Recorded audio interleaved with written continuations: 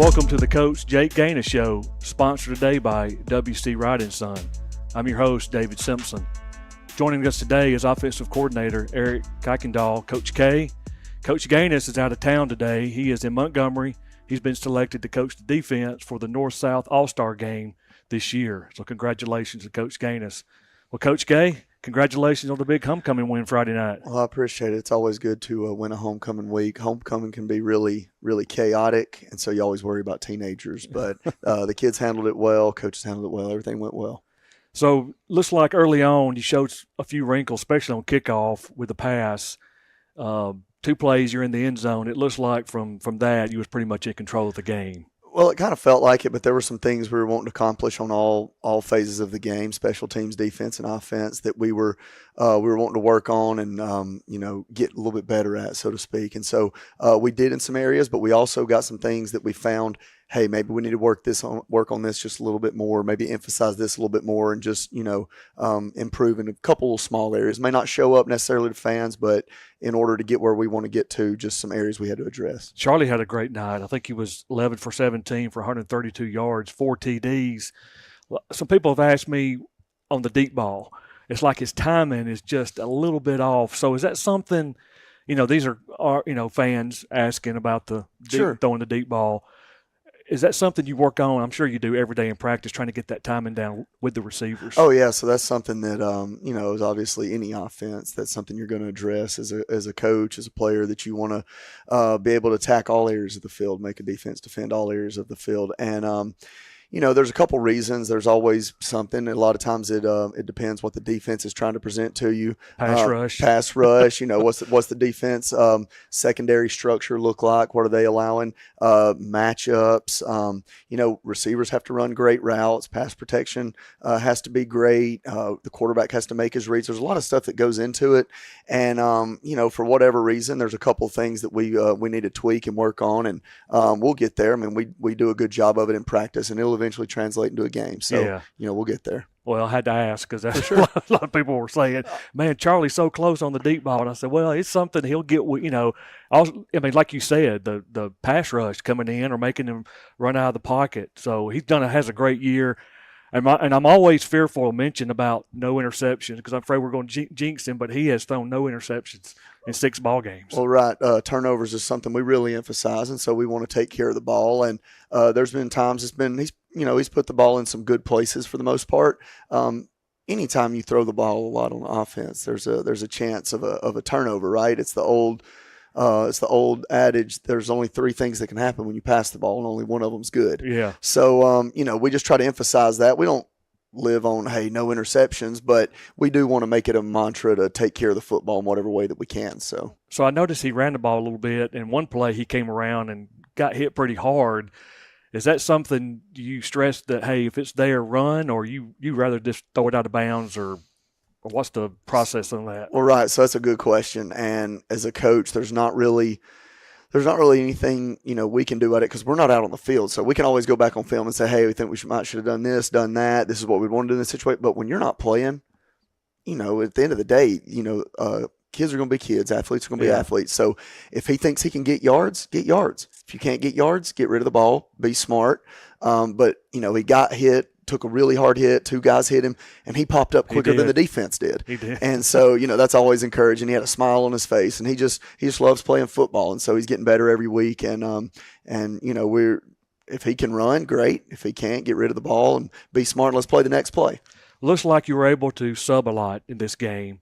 You were up. One question I wanted to talk about. You were up, I think, 41-6 at halftime.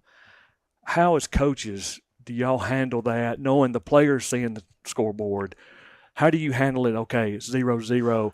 In the back of their mind, they know, hey, we're in pretty much control. How do you get that to where, hey, guys, we got to go out and put more points on the board? Right. So it starts with us coaches because in coaching, you can have a tendency 41-6 to, mentally draw back and take your foot off the gas. But so we've got to set that persona that it doesn't matter what the score is. If whatever our goal is on that drive, get to the end zone, convert first downs, whatever we're trying to do, you can't scoreboard watch. You can't look at the scoreboard. And so it starts with us as coaches to emphasize that philosophy. And then, to get it over to the kids, it's not easy to play that 0-0 game in your mind. But you really emphasize it. You got to practice it. It can't be something you just do for the first time on Friday night. It's not just going to flip a switch. You've got to maintain that spring training, summer workouts, fall camp, all the way through the season. And that's the only way that you can really get there. And there were some things that we did and we got that lead, which was great. Defense gave us some short fields.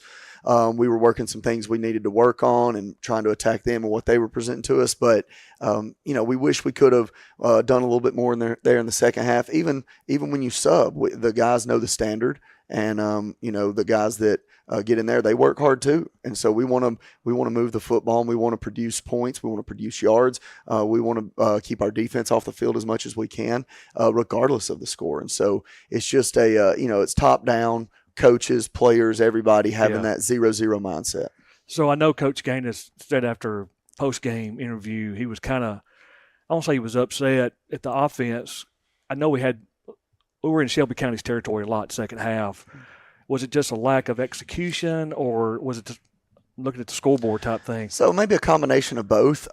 The idea of finishing is still something that you got to preach and live by. And so, we spent a lot of time in their ends or their side of the field in the second half, and we couldn't get any points out of it. And so, that's something definitely we've got to address, and we've got to make it a point of emphasis. And so we were not happy with it as an offensive staff. Coach Gainus wasn't happy with it as the head coach. And there's always something to work on. And so that's been a fuel, especially for those guys. Hey, when we get our shot, we got to make the most of it because they want to be on the field too. So if you're not necessarily a starter, you got to take advantage of the chances that you get.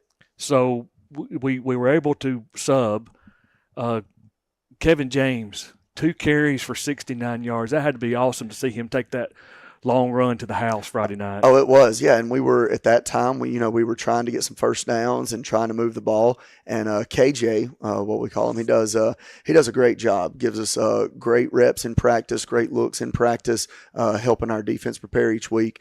But man, he has great nights on JV games. And he's a young guy, but he's got a lot of potential, and he just runs hard. And for some reason, he's hard to bring down, and he showed that Friday night. It was awesome. Also, too, Will Yates getting the extra point. That was just – I didn't even know you made the sub. So can you touch on that a little bit? Yes, sir. So we've got multiple kickers that we feel good about that we get quality reps in practice with, and gets does a really good job for us and takes pride in what he does. So, that's an instance where we're talking about where somebody gets a chance to do something that they make the most of it, and they show the coaches that, hey, I can do this, and it gets the players' confidence in them by them stepping up. So that was great to see as well. Awesome. Well, Coach K, thank you for joining us and talking about Shelby County. We're going to take a quick break, and then we'll come back and talk about Springville. Sounds good. You're watching the Coach Jake Gainus Show, sponsored today by WC Wright & Son.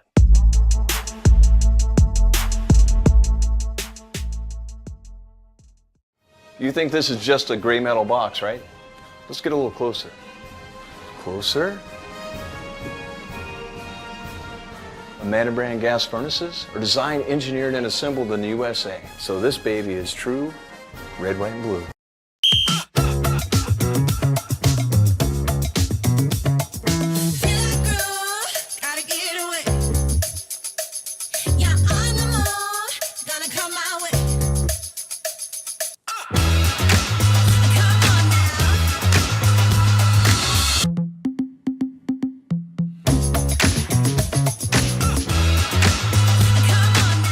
With our summer smoothies and poolside quesadillas at Tropical Smoothie Cafe.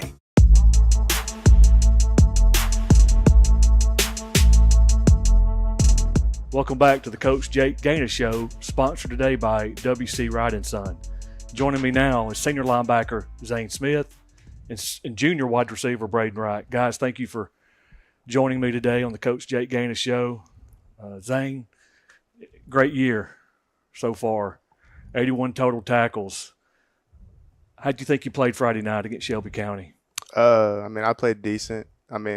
All those tackles are from the D-line, keeping the O-lineman off me. They're setting the line of scrimmage and letting me play. So, Well, Brett Staggs, who's our color commentator for the 411 Network, nicknamed you and Gavin Brothers of Boom. Brothers of Boom. And so we like watching you guys. I mean, y'all are all over the field. Big game, I know, coming up Friday night, but big homecoming win for you. You're a senior, your last homecoming. Any thoughts on that? I'm just glad it was with Moody. Understand. So has any colleges reached out? Are you getting any interest from any colleges? I've gotten a few, not really though. Not much. Well, I don't know why, because you're all over the field. We got a big game Friday night with Springville. I'm sure you was able to watch some film on Springville. Some thoughts on that? Them? They run the triple option. They're pretty good at it. So how hard is defending the triple option?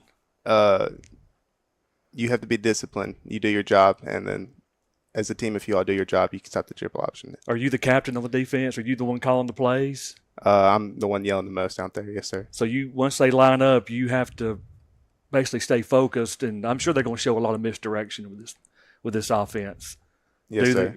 Did they pass any out of it? They pass 2 or 3 times a game.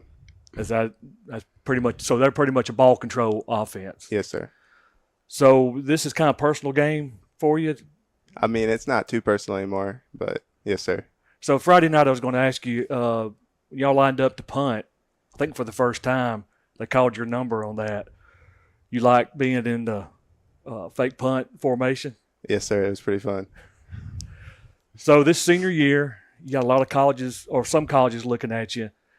Thoughts about after football? What do you want to do when you become an adult, I guess? I want to go to college and become an orthopedic surgeon. There you go. Yeah, that's not a bad line to get into. Well, Zane, we're looking forward to this Friday night. Being on the road, I know it's going to be a tough game. I mean, Springville's going to be ready, and it's a region game. So looking forward, praying for a good, healthy game for Friday night. Braden Wright joins us now, junior. So you're back 100% from your injury. Yes, sir. I know you didn't get to play a lot Friday night. Was that because they just want to keep you healthy for this game? Yes, sir. They told me that these 4 region games are more important than last week. So can you kind of go into the rehab process, because it looked like it was a pretty serious injury against Alexandria. Can you tell us how the rehab went? All right, so at first when it happened, they thought I had broke my ankle and my shin. And then they sent me to downtown, and they put me in a boot for like a week, 2. And I was going in to schedule my surgery that Monday, the following Monday. And they said that I had just torn like a couple ligaments in my foot. And my recovery was like really, really intense because I had to get back soon. Well, I wanted to get back soon. But I actually got released from therapy today, probably like 30 minutes ago. Oh, wow. Yes, sir. Well, good deal. So you're 100% for Friday night. Yes, sir. Thoughts on Springville's defense? They're all right. Yes, sir. They're not like, they don't like to tackle really good. I don't know. They just do a lot of stuff on the field that we haven't seen. Yeah. So you got to be disciplined on Yes, offense as well. So your main focus is to get open. Yes, sir. Y'all got any new wrinkles? I know you don't want to give that away, but is there something? Are y'all going to pretty much stay with your same offense, or are you going to throw in some new formations? We have some new things, but we're probably going to stay with the same things most of the night. Well, we're looking forward to Friday night. Thank you for joining us today. I know we late trying to get some scheduling conflicts this week. We're filming the coach's show, but appreciate both of y'all. Looking forward to a great game Friday night, big region game. I'm praying for a good, healthy. Y'all stay healthy, no injuries, and we'll hopefully come away with a win Friday night. Again, thank you both for joining us, and now you got to go back to class. So right now we're going to take a commercial break, and when we come back, we'll talk to Coach K about Springville.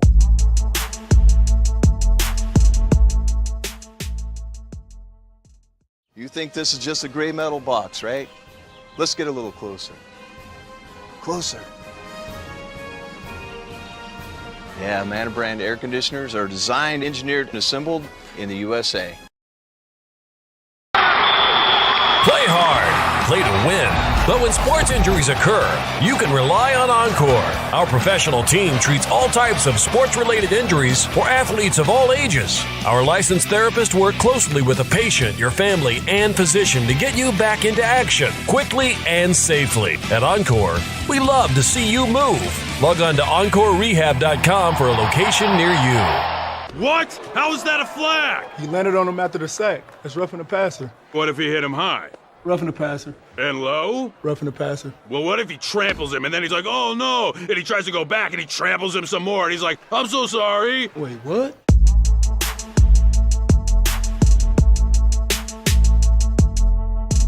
Welcome back to the Coach Jake Gainus Show, sponsored today by WC Riding Sun, a proud supporter of Moody Blue Devil football.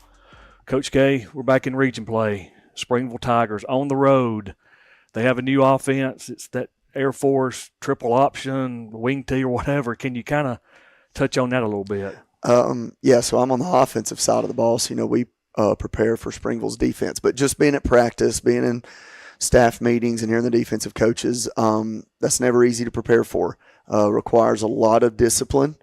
Takes a lot of time, a lot of eye discipline, just as much as physical discipline, just to read your keys and do what you're supposed to do. Because just from what little bit I've seen, Springville does a pretty good job of what they're running, and so I know they've got some good players in some key spots, which what you got to have for that offense, and they do a good job, and we know they're well coached, so it'll definitely be a big challenge for us. So for their defense, you being the OC, what type of defense do they run? So, they do a variety of things.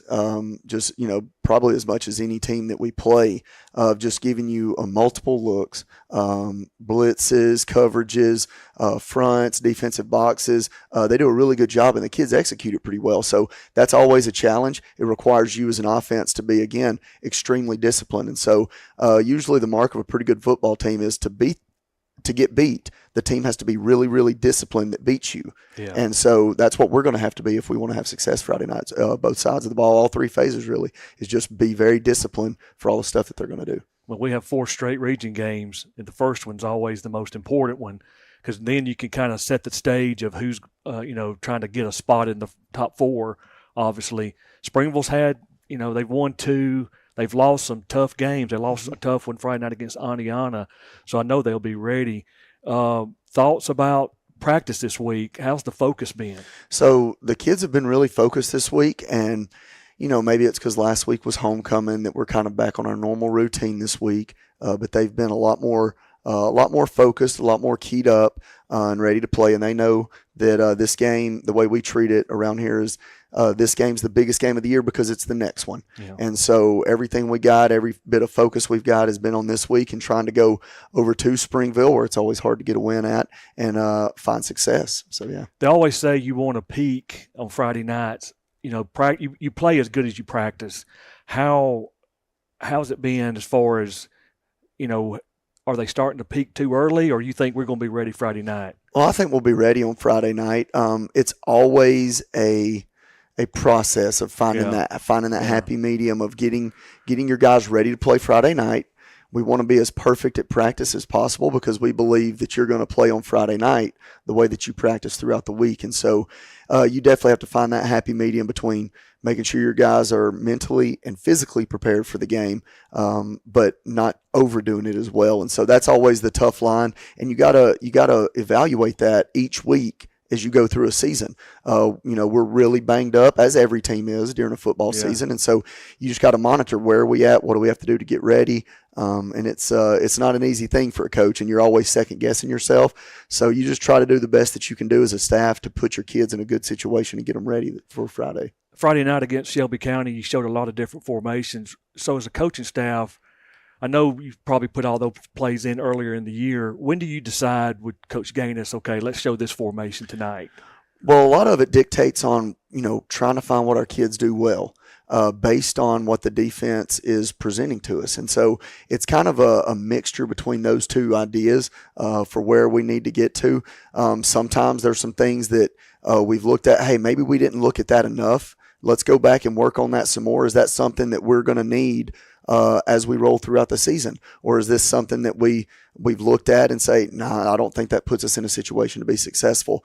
And because we're always trying to be creative on offense, because defensive coaches are really smart. They analyze every single thing that you do, and if you give them a lot of tendencies and stay really one-sided in your formations and your motions and your alignments, I mean, sooner or later they're gonna get you. And so as an offense, you try to stay ahead on that, and you don't always do it, but you try. Well, Coach, we appreciate you giving us some insight for Friday night. Kickoff is at 7 p.m. at Springville. The 411 Network will start broadcasting about 6 p.m., re-showing the Coach Jake Gainus show. We'll probably go live for pregame around 6:30. So we thank you for watching the Coach Jake Gainus show, sponsored today by WC Ride & Son, and we'll see you next week as we recap the Springville game.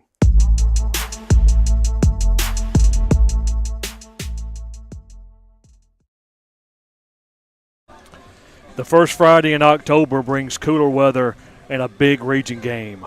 4 straight region games await your Moody Blue Devils. Each game is important as the goal of winning the region championship inches closer. Some say the Blue Devils control their own destiny. If they do, tonight is a pivotal start to their goal. Waiting on the other side are the Tigers from Springville. They too control their own destiny as they strive to make it into the state playoffs.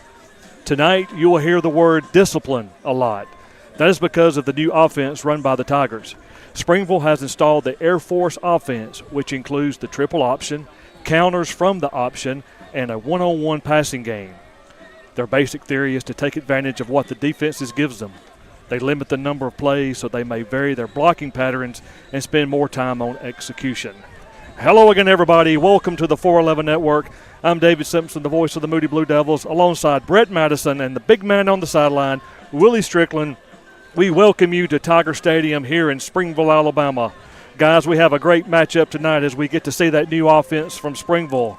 And joining me, as I mentioned earlier, is Brett Madison, filling in for Brett Staggs, who is out of town, had a prior commitment. So, Brett Madison, welcome back to the 411 Network. Oh, great to be back.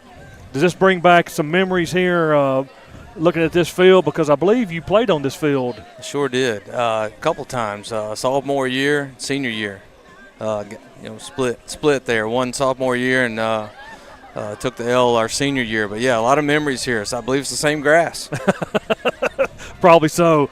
Also, folks that are watching on the 411 Network tonight, we are in the stands. Obviously, we could not get over on the press box side, so we are in the stands, have everything running on the generator here. So you're probably going to hear a lot of crowd noise, which is good. Hope the crowd is loud.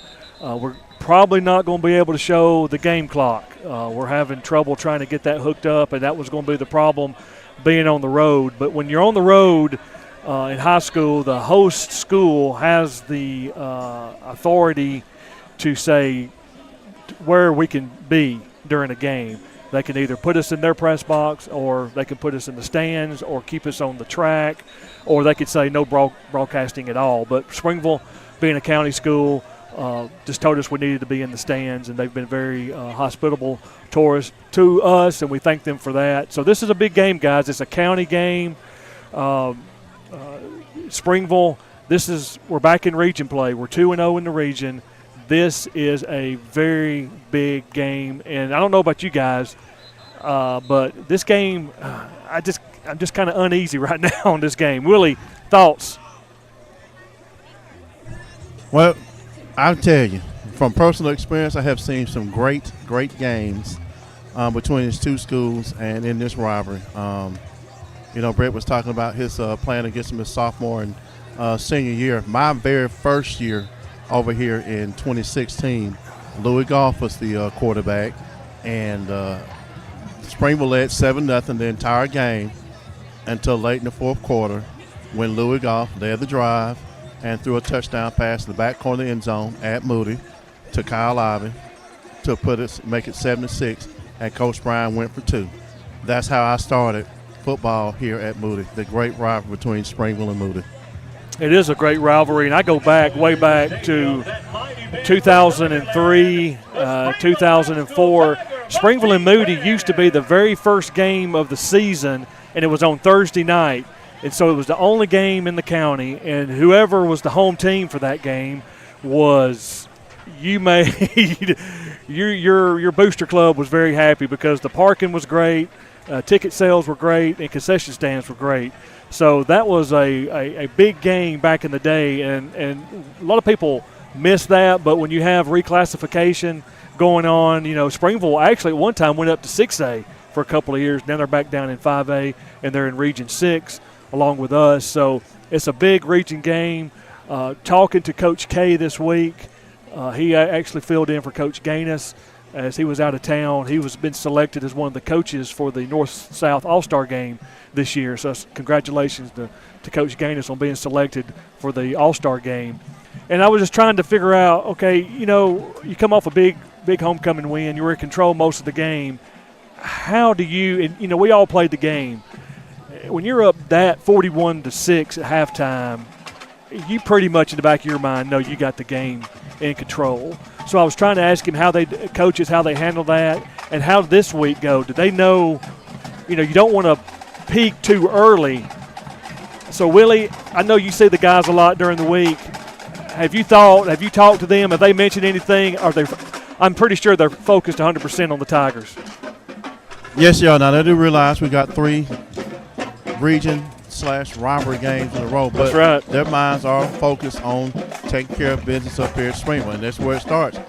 If you want to win a region title, you must take care of this game.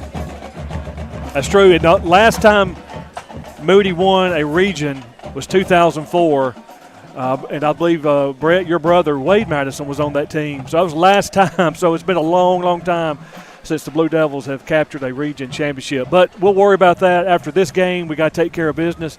Brett Madison, thoughts about tonight? I know you've done some research, and can you just kind of touch on Springville a little bit? Yeah, like you said, goes back to that Thursday night, the first game of the year. Springville was always a litmus test. When you knew you were going to get a good game, and it was kind of your gauge of how the season was going to go. So, I expect Springville. The records are what they are, but you looked into the numbers and the ball control offense. I expect this to be a tough game, and it's going to be that same litmus test, for the region. So, I think we're going to get a good game tonight, and I think it's going to be exciting. We're going to see that discipline, word used a lot because we're going to have it all night long. Because as soon as you fall asleep, that's when they'll hit you with a big play. You're right. And I talked to Zane Smith this week during the coaches show, and he's the captain of the defense. He pretty much calls the plays, and he was locked in. I mean, of course, he played at Springville for 2 years, so this is a personal game for him. And I just kind of said, with the triple option counters and stuff, he said discipline. Got to keep your eye control. You got to stay disciplined. So his job is he's got a huge task of keeping everybody lined up. But you know what? This defense has been good as advertised. And I saw somebody talking about the game, put the score, and it was kind of high, and I'm kind of like, I don't know. Moody's defense is the real deal. I mean, we are you can saw last week. They take pride in it. And the interior lineman with Logan Hall, Cam Mallory. Cam Mallory was the leading tackler last week with 15 total tackles. That's just absurd for a defensive line. He was penetrating the line, getting back there. So that's called blowing up the play and tackling everybody. You just tackle everybody in your way. So last week, Brett Staggs had a name for Gavin Baker and Zane Smith, the Brothers of Boom. So we're going to call them their name out a lot tonight during the game. So a big region game. We'll get Willie go into detail on the history of these two schools. Like I said, it goes back for several years, and he'll go into detail on that. We'll do our game day picks and here shortly, but we're going to take a commercial break and thank our sponsors. So you're watching the Moody Blue Devil football on the 411 Network. Want to know why it's hard to stop a train? It's how we've invented products that reinvented our world. It's how we test as hard as the elements do. It's how we run.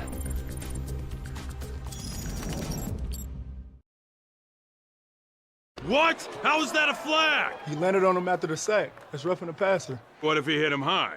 Roughing the passer. And low? Roughing the passer. Well, what if he tramples him and then he's like, oh no, and he tries to go back and he tramples him some more and he's like, I'm so sorry. Wait, what?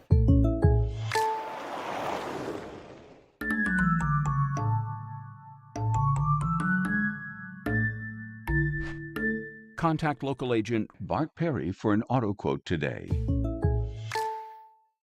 One might be tempted to say, excuse me, Mr. Grill Man, there appears to be a little extra burger on my burger. You're dang right there is. Everybody goes to Milo's.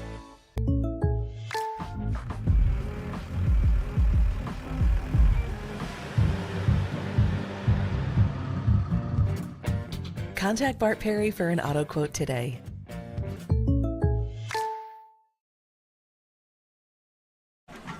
Welcome back to Tiger Stadium here in Springville, Alabama. It is a beautiful night of football under the lights here at Tiger Stadium. Good crowd. Moody has brought a very good crowd. Hopefully we can show that later in the broadcast. But we're up here in the stands on the visitor side tonight. Thank Eric Parsons for setting everything up, getting here early, getting us a good spot to put our equipment up and to bring the broadcast to you tonight. Some numbers on our social media. We're about 114 subscribers away of hitting that 1,000 subscribers on YouTube. So if you're watching tonight and if you have not subscribed, just click that button and also click that like button.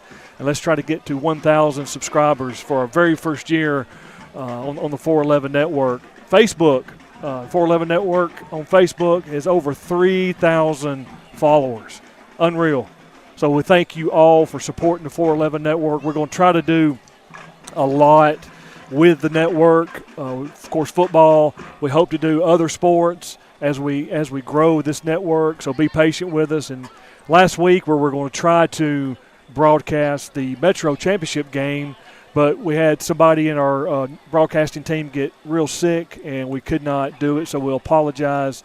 I know we announced it last Friday night advertising that game, and we do apologize for any inconvenience that we may have brought to anyone. So here we are, folks. That is a shot earlier today. It's not live. This is where we're set up here at Tiger Stadium. So be patient with us.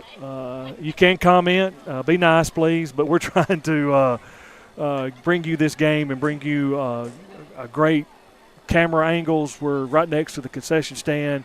Again, the game clock will not be shown on the screen, so me and Brett Madison will do our best to let you know how much time is left. So right now, let's go ahead and get into our game day picks. If everybody is ready, we enjoy doing this as Springville's getting ready to come on the field. Their band is starting to come on the field, so I don't know if that's going to affect what we do, but we'll go with it. If we have to stop, we'll stop. We'll let Eric, our producer, he'll tell us to pull back if we need to. So we got 8 games to pick tonight. Last week we had 10 games. Brett Staggs was 9-1. I was 9-1, and Willie was 8-2. Overall, Brett Staggs is at 36-9. I'm at 34-11, and Willie's at 33-12. So we're real close there. Brett Madison, I didn't put you in that overall, even though you're 5-0. It just kind of. You would be 100%. So well, that's what you call not enough picks to qualify. Yeah. But you're going to pick tonight, so we're glad you're. And Brett Staggs is also. He sent his picks in, so we'll. I need to. Matter of fact, I need to go ahead and get those out for you as we get ready to pick this game. So the first game we're doing is Asheville Bulldogs 0-5 at Fultondale Wildcats 1-4. Willie, who do you have? You know it's history time. Go, brother. Asheville is 6-0 lifetime versus Fultondale, outscoring them 210-92 with only 2 games being close. Asheville is 0-5 with no games being close this season. Fultondale has 1 win, 2 close losses, and 2 blowout losses. Fultondale gets the win tonight. Willie picks Fultondale, and Brett Staggs picks Fultondale. Brett Madison, who do you have? Yeah, this at Fultondale, like Willie said, they're doing a little research on Fultondale. They are 1-4, but with 2 close losses, I like Fultondale, the home team, to take that one. So Brett Madison picks Fultondale, and I'm going to pick Fultondale. So that's a 4-0 pick on game 1. Game 2, Victory Christian Lions 4-2 at Raglan Purple Devils 3-3. Willie, who do you have? I think you guys know this is a little bit of a rivalry. This is the 20th meeting between the Lions and the Purple Devils. Raglan owns the rivalry 16-3. Victory last won in 2019, 21-19. Raglan won 46-7 last season. Both teams have had some good wins and bad losses.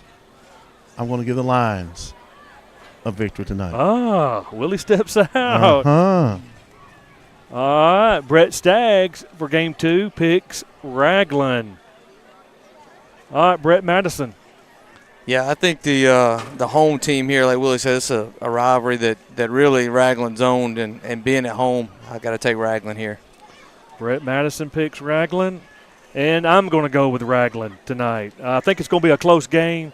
Would not surprise me if Victory gets the win, but being at home for Raglan, I'm going to go with Raglan on game 2. Game 3, Pell City Panthers 1-4 at Oxford Yellow Jackets 5-1. Willie, who do you have? This rivalry is an old one. It started way back in 1920. This is the 58th meeting between these two I-20 rivals. Oxford owns a huge lead in the series, 38-18-1. Pell City has not won in this rivalry since 2012, and they will not win tonight. Oxford gets the win tonight. Willie picks Oxford. Brett Staggs also picks Oxford. Brett Madison, who do you have? Yeah, this I think everybody knows about the little dust up back in the summer between these two teams in a 7-on-7. That's right. I think the emotions will be high, but I do like Oxford to take this one at home. Brett Madison picks Oxford, and I'm going to go out on a limb and pick Oxford as well. I think Pell's going to play them close first half, but Oxford's just too tough, and I think they pull away and win by 2 touchdowns against Pell. Game 4, now we're getting into region games. Game 4, St. Clair County 1-4, 0-2 in Region 6. They are at Alexandria Valley Cubs, who are 0-6, and in region play in Region 6 are 0-3. Willie, who do you have? Like many teams, St. Clair has not fared well over the years against the Valley Cubs. The series started back in 2004, and the Saints' lone win came in 2012, 44-28. These two teams are desperate for a win. The Cubs may be more desperate tonight. I picked them to win tonight. Willie picks the Valley Cubs. They are playing at Loose Scale Stadium, so you know the ghost of Loose Scales comes out. So Brett Staggs also, he picks Alexandria. Brett Madison, who do you got? Yeah, I want to keep with the same tune here, Alexandria at home. And I'm going to go, you know what, St. Clair, Tyler Robinson's trying to build that program back up, and he will get it there. But I think Alexandria, I think they're just going to get the win. They will get their first victory tonight. So I'm also going with Alexandria. So that's another 4-0 pick. Game 5, Leeds Greenway 4-1, 2-0 in Region 6 at Southside Gaston Panthers, 5-1 and 3-0 in Region 6. Willie, who do you have? I think we can all agree that this is the first big game in this region. Leeds and Southside have both been on a roll, both lost close games to open the season. Panthers to Gunnersville, 14-10, and Leeds to Mortimer Jordan, 31-28. This is only the second meeting ever between these two. I'm going to pick the Greenway to go on the road and knock off Southside tonight. And Brett Staggs also picks leads in a close game. Brett Madison, who do you have? Yeah, until somebody beats Leeds, they control the region right now. I've got to go with the defending region champs on the road to take that one as well. I think this is going to be a very interesting ball game. I think it's going to be a close ball game. Turnovers in this is going to decide the game. So, but I'm also going with the Greenies. I think they get the win tonight to go 3-0 in the region. So another 4-0 pick. Game 6, Lincoln Golden Bears 3-2, 1-2 in Region 6 are at Munford Lions. They're playing out of the region tonight, who is 1-4. Willie, who do you have? This also is an old rivalry that Munford leads 41-36-1. They started play back in 1946, and no, I was not born yet. Lincoln last won back in 2021, 69-13. Munford won last season, 42-9. Munford has struggled this year. Lincoln is battle-tested. Therefore, Lincoln gets the nod from me tonight. Willie picks Lincoln. Brett Staggs also picks Lincoln. Brett Madison, who do you have? Yeah, I think this is a big Talladega County rivalry here, so I think the emotions will be high and it'll be a close ball game, but I like Lincoln to take that one as well. Brett Madison picks Lincoln, and I'm also going to pick Lincoln. Like Willie said, they've been battle-tested. I'm going with Lincoln Golden Bears as well, so that's another 4-0 pick. Game 7, so I've tried to come up with to do even number of games, so to get 8 games. I've added one tonight, which is the Hubbardsville Lions. Hubbardsville, Lamar Harris, I know his family. I know his 2 daughters. I know him, his grandchildren. They live in the Leeds, Moody area. And he coached at Hubbardsville for a very long time. And probably one of the winningest coaches for Hubbardsville. So they are at the Brilliant Tigers, who were 3-2. So Hubbardsville's 2-3 at Brilliant Tigers, who were 3-2. Willie, interested to see what history you have on this game. And you know I have some. These two will meet for the 77th time. Wow. In a rivalry that started back in 1941. The Lions lead the series 44-33. The Lions have won 15 straight in this series. Tigers last won back in 2007. I picked the Tigers to win and end the losing streak. Willie goes with Brilliant. Brett Staggs picks Brilliant. Brett Madison, who do you got? Well, I'm big on history, and like you said, Hubbardsville's had a long history of winning ball teams up there. So I like Hubbardsville to get even at 3-3 on the year. And I'm not going to go against Coach Harris and his family. So if I picked against them, I'd never hear the end of it. So I am going with Hubbardsville Lions also to get the win tonight. All right, Game 8, the big game. Moody Blue Devils 5-1, 2-0 in Region 6 at Springville Tigers, 2-4 and 1-2 in Region 6. Willie, who do you have? Well, you know I'm going to make this short and sweet. I got the history and stuff later on, but the Blue Devils take care of business tonight up here in Springville. Sweet road win. Brett Staggs also picks Moody. Brett Madison.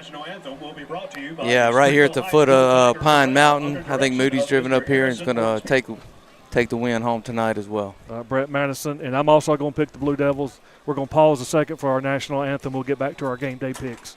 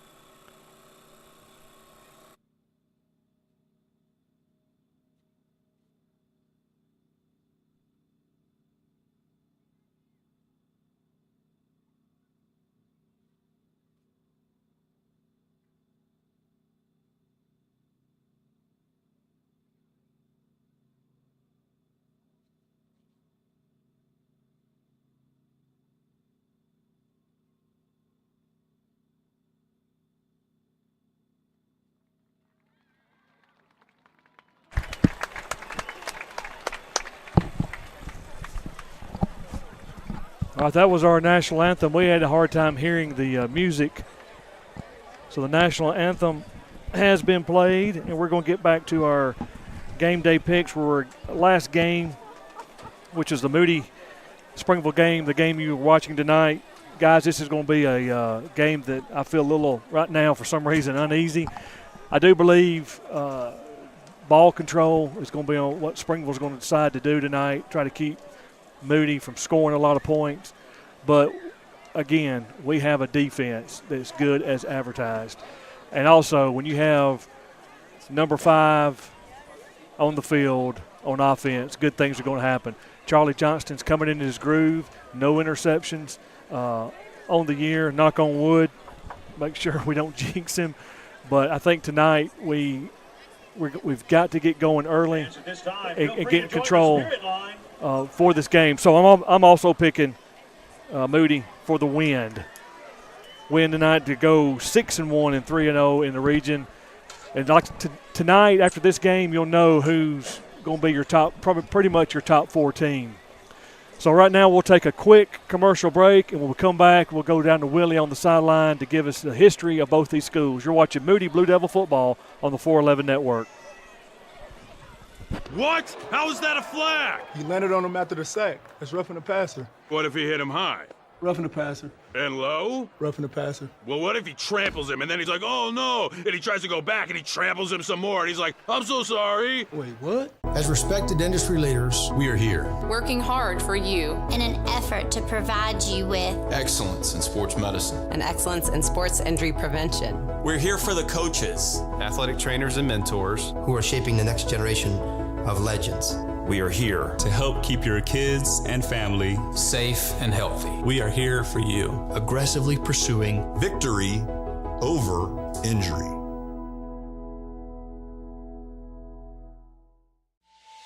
Of all the improvements you can make to your home, it could be the most important is not seen or heard, only felt. The ultra-quiet, energy-efficient Carrier Infinity Home Comfort System provides premium comfort with a whole home air purifier that gives you confidence you're breathing healthier air. It's an essential part of any healthy home.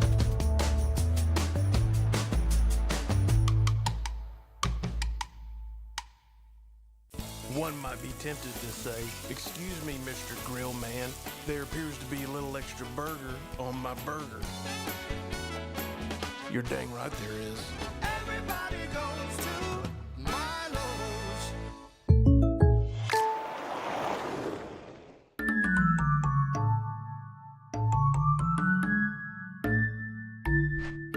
Contact local agent Bart Perry for an auto quote today. Welcome back to Tiger Stadium, where tonight your Moody Blue Devils are taking on the Tigers from Springville. Right now we're about 13 minutes from kickoff, and right now we're going to go down on the sideline, the big man on the sideline, Willie Strickland, to give us the history of these two schools in this matchup. Willie. Oh, I absolutely love this part. We love it too. This will be the 37th meeting between these two St. Clair County rivals, with Moody holding a 20-16 lead in the series.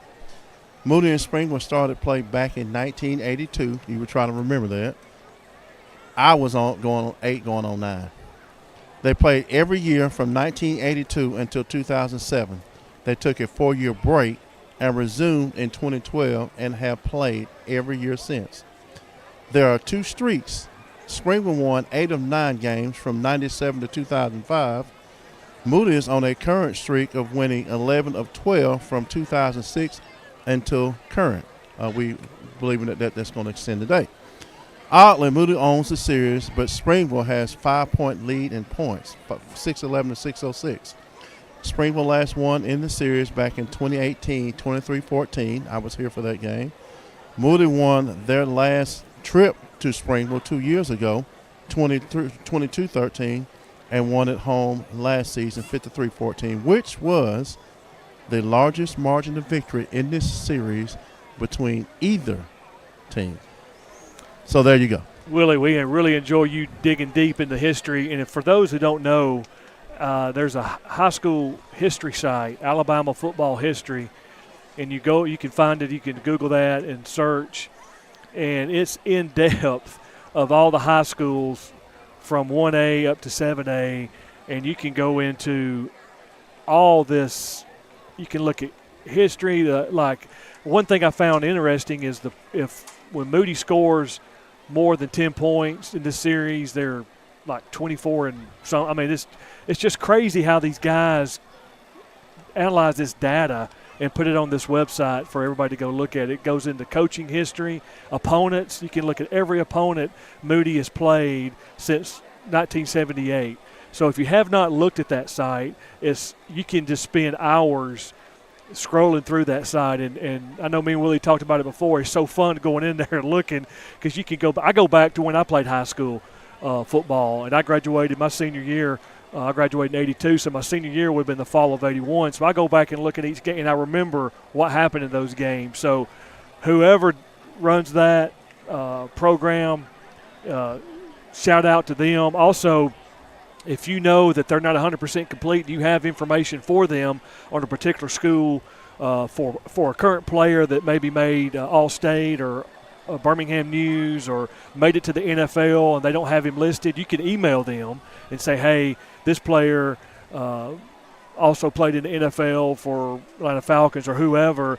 They will go back and research it, and they will respond back because I did it for Chad when Chad played and signed for the NFL. So they don't look at practice squad or preseason games. So if you played in the preseason game, started a preseason game, they don't consider that an official game. Yeah. Chad started 5 games officially for the Houston Texans back in 2018, 2019, or maybe 2017 year. So when that happened, they listed him as the only NFL player currently for the Moody Blue Devils.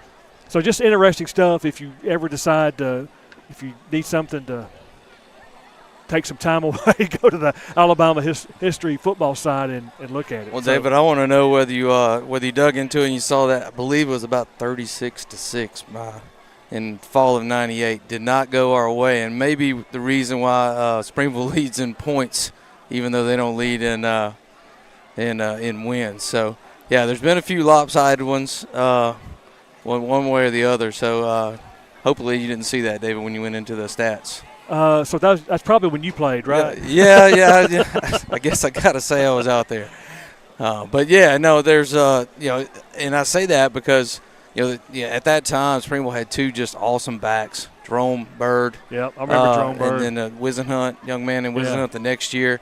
So, you mentioned when you got 5 out there, it's good things happen. So I really think, some of those games that went the way, who's got that dynamic back? I think Moody's got the edge tonight. I think so. I agree with you. And once the teams run out, we'll get to our stag steps to victory. But one thing I talked to Coach Slade today and about their defense, Springville's defense. They do a lot of moving around, and they do a lot of blitzing off the corner. So you'll see that tonight. So they're aware of that, and they're prepared for it. So going to be an interesting game. I believe Moody will take the victory, but we'll see. We'll see what happens. Hopefully no turnovers. We execute well. Got a good game plan. Coaches said a good week of practice. So hopefully all that plays out tonight when we kick this thing off. The captains for tonight for the Moody Blue Devils are already on the field. Tonight's captains is number 13, Zane Smith, number 1, A.J. Madison, number 22, Jagger Ludolph, and number 10, Charlie Johnston is our captains for the Blue Devils. Strong group. I agree with that. Zane Smith has been all over the field. He is part of the Brothers of Boom. Around 81 total tackles on the year. He is just he gives credit to his the interior lineman, keeping every lineman off the linebackers, giving him ability to move around and make a play. Yeah. So we're excited for this game and for Zane. Like I said, Zane played at Springville for 2 years, but he's been a Blue Devil for the last 2, and he's excited for this game. As we were about a little over 6 minutes to go before kickoff, we're waiting on the teams to start running out. For the Blue Devils, number 1, A.J. Madison. Springville is starting to 10, Charlie Johnston. come out. 13, Zane Smith. Number 22, Jagger Ludolph. I like to see Jagger out there, young guy coming up, just playing well, and when he's getting his opportunity. Yep. And glad to see him out there as a captain role. So just kind of a reward there for taking advantage and playing well when he gets his chance. You know, it's going to be a lot of discipline, as we talked about, but you got to – Coach Gainus talked about the defense, that he had about 18 to 19 guys he felt comfortable with. That's huge, Brett Madison, in 5A ball, where you could tell last week when they took the starters out, it's really no drop-off. No, it is huge, and I go back jokingly but not jokingly. I think we had about 25 to 30 players on that team total back in '98, so that is huge. When you've got 18 guys rotating in on defense, when there's really no drop-off, that is huge. And we were playing 4A back then, and so we really had probably about 15 guys playing all 4 ways. So, it may have been 18 or 20, but still, it's I'm just so excited to see the way the Moody program's grown, and it just proud to be a Blue Devil. One thing that we talked about the 18, 19 guys. We've got Jagger Ludolph, who's not a starter, but he comes in and he makes plays. Marshall Teofilo, another one. Lou Bearden, Barack Willis comes in, a freshman, playing a lot in 5A. So, the depth is there, and that's going to pay off. It's going to pay off tonight. It's going to pay off remaining of the season, and it will definitely pay off in November. Absolutely. As they always say, they remember November. That's right. You got some tread. I mean, got to keep the tread on the tires. So the captains for Springville, number 22, Cole Tittle. I lost him in the camera. Number 66, looks like Brody Ginn. 22.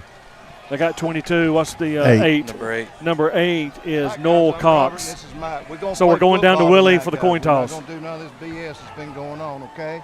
So let's play football, okay? Look. All right, you're going to call it. I'm going to flip it and catch it. If I drop it, we're doing it again, okay? That's a head, and that's a tail. What's your call? Tails. It is a tail. You've won a toss. What would you like to do? Receive. You want the ball. Moody wins the toss, and they will. Wow. Thank you, Willie. So interesting that Coach Gainus has won the toss and will be receiving. So we are getting ready. So we're going to keep it here, and we're going to go to your we'll go to the Stag Steps to Victory with Brett Madison tonight. All right, Brett? Right, yeah, exactly. So, number one, we mentioned the new offense, the Air Force option. So stack the box. Defensively, the Blue Devils need to load the box, sell out against the run, trust their DBs to play responsibly against the Springville team, and then because they will take their shots, 3-4 times a game, and we just got to keep that big play down. No dirty laundry. Play disciplined football. Avoid costly penalties. The game within the game is no free yardage. Wide open spaces. Offensively, let's get our athletes out in space, get them the ball, and let them work. Screen game, speed sweeps will be there all night. Thank you, Brett. Appreciate the Stag Steps to Victory, and you didn't give out my email address, so I appreciate that, like Brett Staggs. We'll save that one for later. That's right. We're going to get ready. We're going to stay with it because kickoff is right at 2 minutes and 30 seconds left before we kick this thing off. Or unless our producer wants to take a quick break, we're good. We're going to stay here. So it's a beautiful night of football here at Tiger Stadium in Springville, Alabama. Good crowd. Moody brought a great crowd tonight. Most of the visitor stands are full as I'm looking out. Springville side has got a big stadium over there, so they've brought a decent crowd as well. It's a big county rival game. Like I said, back in the past, this was the first game of the year. Back in the day, it was on Thursday night, and it was the only game playing on Thursday night. And if you were the home team, you loved it because you got good parking money, you got good ticket gate money, and you got good concession money. No, definitely. And so tonight, Springville's going to get that. Springville and Moody are two of the larger communities within the county. So, just great crowd. Great support for both programs. Would not surprise me if Springville does something here just because they're a ball control team? Yeah, I think, a little bit surprising that, like you said, the defense of Moody's been strong all year, but I think Coach Gainus' approach here is get out, score early, because I don't know that Springville's built to make the big comeback with the ball control offense. So I think that's kind of the mindset with receiving here. And the ball is teed up. The referee blew the whistle, and we're ready to go. There's the kick. Blaine Burke fumbled the ball, picks it up, makes a man miss. And he gets out to about the 15, 16-yard line. Like a host of Tigers there on the tackle. He thought it was going to bounce in the end zone, and it came back and bounced through his hands, and he dropped it. So had Springville got on it quick, so they're on the 16-yard line, deep in their own territory. So let's see what the Blue Devils are going with trips down at the bottom with Blaine Burke. It looks like Hadaway and Katie Barnes on the end. Blaine Burke's in motion. Charlie takes the snap, looks, quick fires over to Blaine Burke. Breaks one tackle, breaks two tackles down the sideline. That's a great first down play. Yep. I like that. Going emptied out, get it out to 5 in space, let him work. Play picked up a first down for the Blue Devils. Picks up 10, enough for a first down, Blue Devils. Still showing trips down here at the bottom of your screen. Got a stack formation. Maybe look for a quick hot pass here. Jacob Hadaway in motion, leads with, there's Blaine Burke. He's in open field. There's Blaine Burke, makes a man miss. Blaine Burke looking, makes another man miss. Big run by Blaine Burke. Number 5, Blaine Burke back here. There's good blocking there at the point of attack. Blaine gets out into that second level, and he's dangerous once he gets there. So Moody is going fast. Blaine Burke is set. Receivers are set. Charlie takes a snap. Hands back off to Blaine Burke. Makes another man miss, but Springville reads it. And he may probably play no gain, maybe lost a half a yard on it. That's Nathan Hurt there kind of scraping down the line. That's a nice play there by number 11. Actually, he lost 1 yard, so 2nd and 11 for the Blue Devils.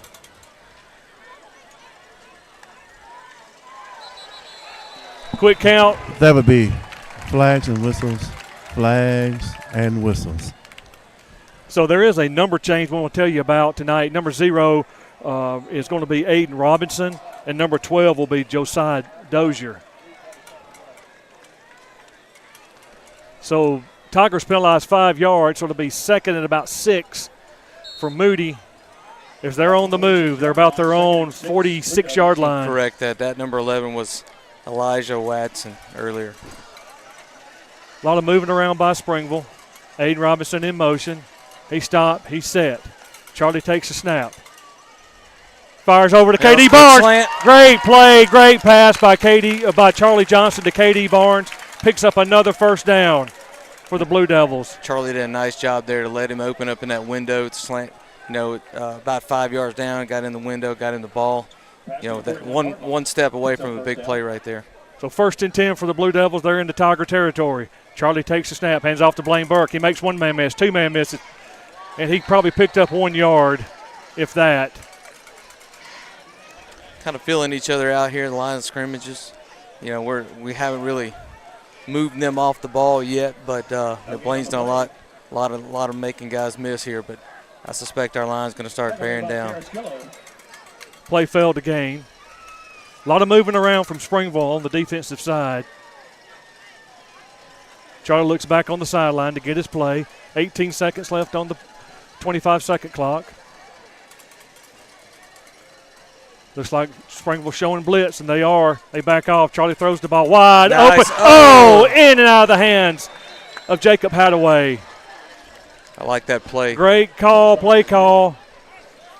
It was there. I know Jacob wish he had that one back, but it'll be there again tonight. Braden Wright is in the ball game. He is 100% from that ankle injury he suffered at Alexandria. Glad to see him back there. So we got trips at the top of your screen. KD Barnes is at the bottom. It's 3rd and 10 for the Blue Devils. Charlie drops back. He's got rush. Pass complete. That's at the line. First KD down. Barnes picks up the first down. Charlie Johnston is so composed in the pocket, Brett Madison. He felt the pressure, hung in there and threw a strike to KD Barnes. Great pitch and catch there. KD ran the route perfectly, got the first down yardage. A lot of times you see guys just come up a yard short, and it's really just not understanding the sticks and the yardage. So great job there by KD. Aiden Robinson's in motion. He's set. Charlie takes a snap, hands off to Blaine Burke. Off the right side, there goes Blaine Burke. One tackle. Blaine got positive yardage. He picked up about 2.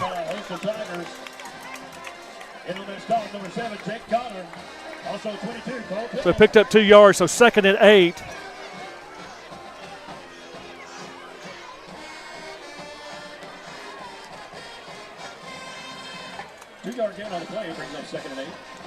Kind of methodically they're moving down the field. Yep. I like the way we mixed up the run and pass here right off the bat. So things going well so far. So we got trips up at the top of the screen. Blaine Burke is your setback. Charlie takes a snap, fires over to Aiden Robinson. One tackle, block. 2 tackle, good block. It's a nice block there by Braden Wright. Spring that play open. He picked up about 7 yards. About 6 yards, so it's going to be 3rd and a long 2 for Moody. You're staying ahead of the sticks right here. That's what you want. Yep. 3rd and 2. I mean, the playbook's wide open right here. They're in the red zone. Jacob Hadaway's in motion. He gets set. Charlie takes a snap. Hands off to Blaine Burke right up the middle. Well, 50 hit him early. Blaine did a good job there fighting for some positive yards. It's going to be close. I believe he got it. He got it. He did. Great run by Blaine Burke to get that first down. Yeah, that's just wanting it more. The 50 there sitting there in the hole waiting on him. 5 just wanted it more. So it looks like the ball's about on the 17-yard line. 1st and 10. 7 minutes and 47 seconds left in the first quarter. Moody's got that ball control going, Brett Madison. Yeah, I like it, man. It's really mixing up well. Hadaway's in motion. He comes back. He comes back in motion. Charlie takes a snap. Look, there's the deep ball. There it is! KD! Touchdown. KD! Touchdown, Blue Devils! Charlie Johnson to KD Barnes. It's a nice play right there. 7 minutes and 29 seconds left in the first quarter. Moody strikes first. Great pitch and catch from Charlie Johnston to KD Barnes. Boy, Charlie's just been Look on at the replay. point. Yeah, he's been on point that drive. Wow, statement drive right there. Really was, and I think that was the intent. Take that ball early. Get up quick, get up early in this game, and control, and kind of take it out of Springville's hands. I don't know that they're built to. That didn't look good, and it wasn't good. That all-important extra point was missed by Junior Marino. So with 7 minutes and 29 seconds left in the first quarter, Moody Blue Devils 6, Springville Tigers 0. You're watching Moody Blue Devil football on the 411 Network. Moody Athletics. We have a tradition of capturing the hearts of future student athletes. The initial attraction usually begins at the first roar of Friday night. The popping of a catcher's mitt, a deep three that sends a basketball crowd into a frenzy, or a kill on the volleyball court. There's always one pivotal moment that creates the thought, one day that could be me. Then that day comes, and you help create that moment for the next generation who will strive to fill your shoes. One day that could be me. Today it is me. Now who's it going to be? Whatever the sport, whatever the moment, at the end of the day, we're all part of Blue Devil Nation. Welcome back to Springville Tiger Stadium, where if you just joined us, Moody strikes first on a long drive, punch it in from a 18-yard pass from Charlie Johnson to KD Barnes. Extra point was missed, so we're up 6-0. Now we get to see that Air Force offense that Springville has. So teeing it up is senior kicker Junior Marino. Let's see if he can put it in the end zone.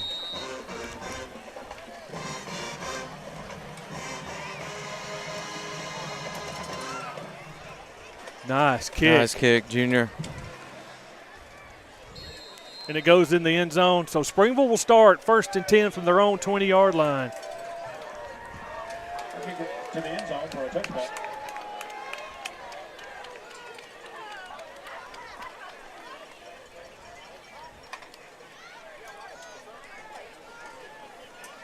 Also at this time, I want to wish my grandson, my oldest grandchild, Braxton Luke Slade, turned 8 years old this past Wednesday. Oh, happy birthday. Yeah, so time has flown by. Can't believe he's 8, but happy birthday, buddy. Pops loves you.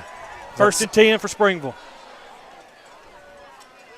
There, look, right there. Yeah, nowhere to go. Who is that? Is that Brady Dodd? I believe it was Brady Dodd. I believe No, it was Cam it's Mallory. Caleb Goff, Cam Mallory. Yeah, Cam Mallory just stood his guy up there at the point of attack. Just nowhere to go. Looks like is Cam Mallory, if Willie can look at, is Cam Mallory wearing number 50? I believe he I is. believe you are correct, Okay. sir. So another change. I didn't see that on the roster. Got the update, but hey, it happens. So that play did not gain. 2nd and 10 for Springville. Ooh. Nice.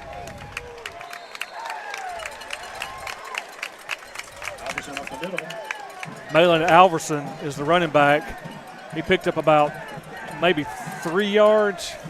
So 3rd and 7. Those guys are flying around out there. I believe that was Jagger came in there and delivered the lick, if I'm not mistaken.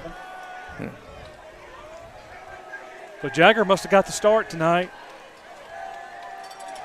They're not Springville's not known to be a passing team, but like you said earlier in the Stag Steps to Victory, they can throw it.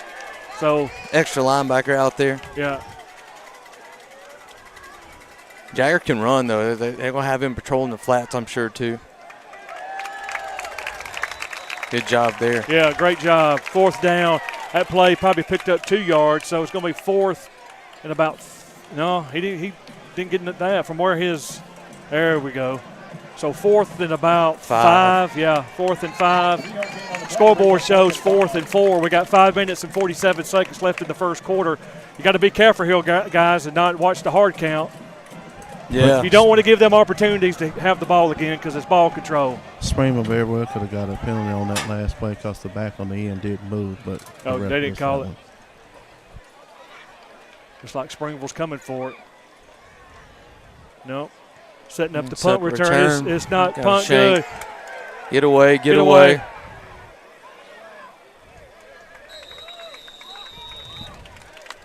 Good field position for Springville. Blue Devil fans, the phone has been Yeah, Blue Devils start on the Springville side of the 50. Visitors concession stand. Blue Devils, if you're missing a phone. Looks like they're on their Springville 49-yard line. So they made a PA announcement about somebody missed their phone, and you should see everybody standing up looking for their phone. Oh, how much times have changed. So 1st and 10 Blue Devils from the Springville 49-yard line. Charlie Johnston is your quarterback. Blaine Burke is the setback. Hard count from Charlie. Looks over to the sideline to Coach K. Play's been called in. Trips at the top of the screen. Trips right. Kind of empty center field out there. And it looks like we're going to get delay a game. Or do we get a timeout?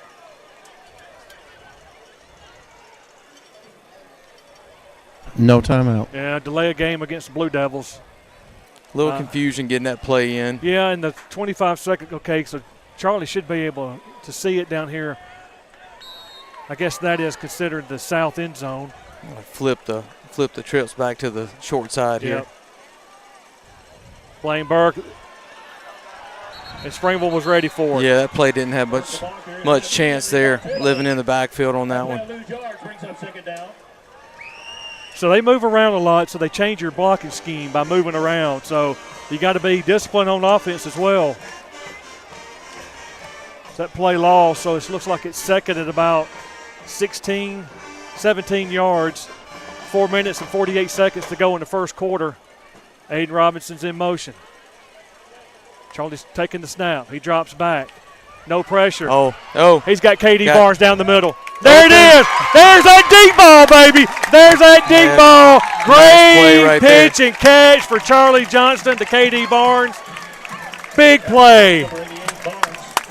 Yeah, the play before just looked like they emptied out the center of the field, so glad to see him notice that and run that route. He was wide open. Post was sitting there. Everybody could see that one coming, just waiting on him to clear and get him the ball. Great pass protection from the O-line there. Charlie had all day. So 1st and 10 Blue Devils. They're in the red zone again, knocking on the door. Charlie takes the snap, hands off to Blaine Burke. He's going wide, cuts it back in, finds one block. He picked up about 4 there. Blaine just, he's looking for, he's just patient. And he sees that little crease and he just pops it. Well, he's 1 step, 2 step full speed. Is, so, very few folks can make the cuts he can make. Jacob Hadaway's in motion. He comes, he's set. Charlie takes the snap. He hands off to Blaine Burke. Right up. Look at Blaine Burke. Blaine Burke. Look at Blaine Burke. Right there. Touchdown, Blue Devils. That was a nice What a run by Blaine Burke. No flags. That's what you like to see. And just great blocking at the point of attack.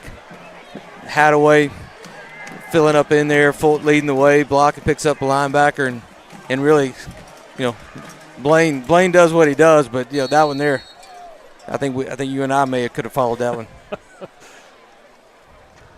And Willie had a field. He was on the field, that field view for that one. Great play there. Good. Going for 2. Yeah, I got something here in a minute. Zane Smith tosses over to Blaine Burke, and he just outruns everybody. Yeah. 2-point conversion is good. So with 3 minutes and 34 seconds left in the first quarter, Moody 14, Springville 0. We will take a quick break. You're watching Moody Blue Devil football on the 411 Network.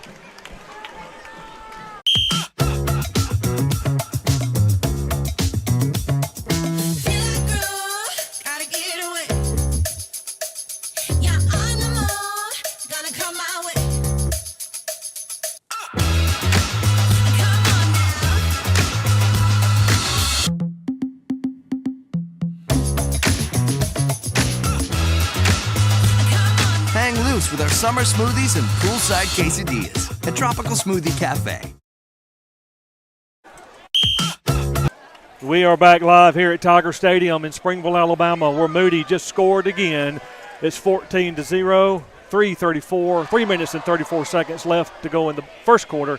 Take it down to Willie Strickland real quick. Willie. Yeah, as we get ready to kick off, if you guys remember a couple of years ago, the last time we were up here, if I remember correctly, Blaine Burke made his running back debut that night because the starting running back was no longer on the team. So Blaine was the starting running back that night, and he had a great debut here on this stadium. So it's not surprising that he's already having a great game tonight. He's a great kid. That ball is live. That ball is out of bounds.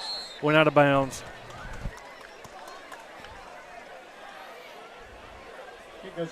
You see a lot of pink tonight. October is Breast Cancer Awareness Month. So we honor and remember all those fighting that terrible disease. We are thinking of, if you're going through it now, we're going through treatments. We're thinking and praying for a quick and speedy recovery. Certainly. So Springville will start from their own 40-yard line. Good field position for the Tigers. So let's see what happens here on this series with our Moody defense.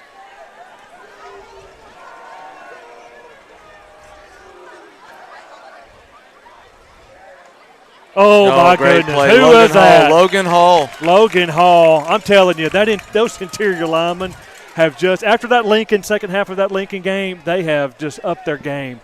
That play lost 2 yards. Oh, he just about took the handoff.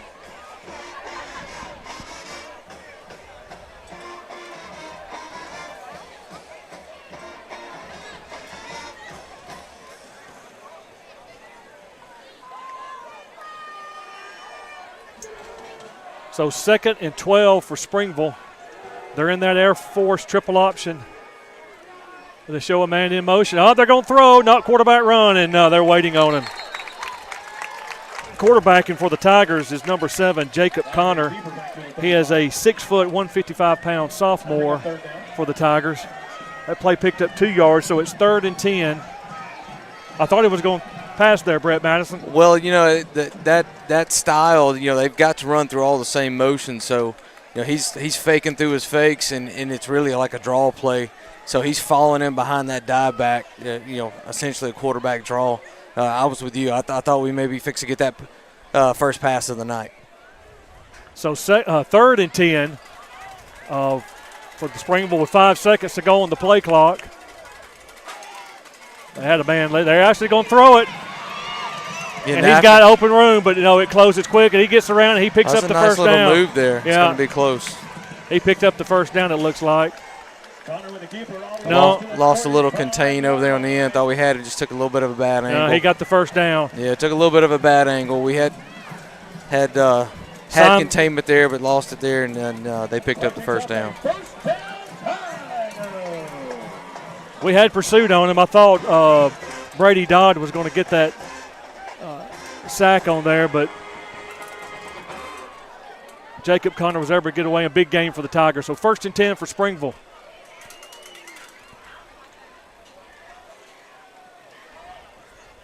Malin Alverson up the middle.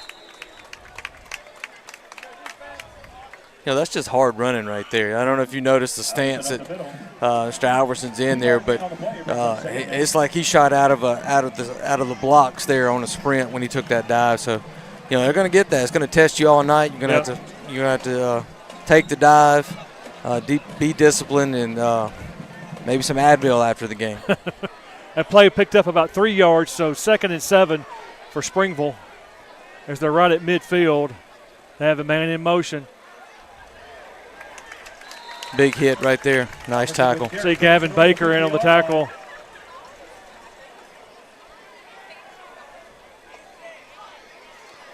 Zane Smith was in on the tackle as well. So play picked up about 2. 3rd and 4 for Springville. So big play right here. Yeah, big play. Cam Mallory jumped. So that penalty is going to give Springville a first down. That's where you got to be disciplined. Yeah, I'd like to see defense right here. This is it's a good test right here at this point of the game. This is where you can really stiffen up and really take control of the ball game right here if we can hold them out. 39 seconds left in the first quarter. Moody is leading 14-0.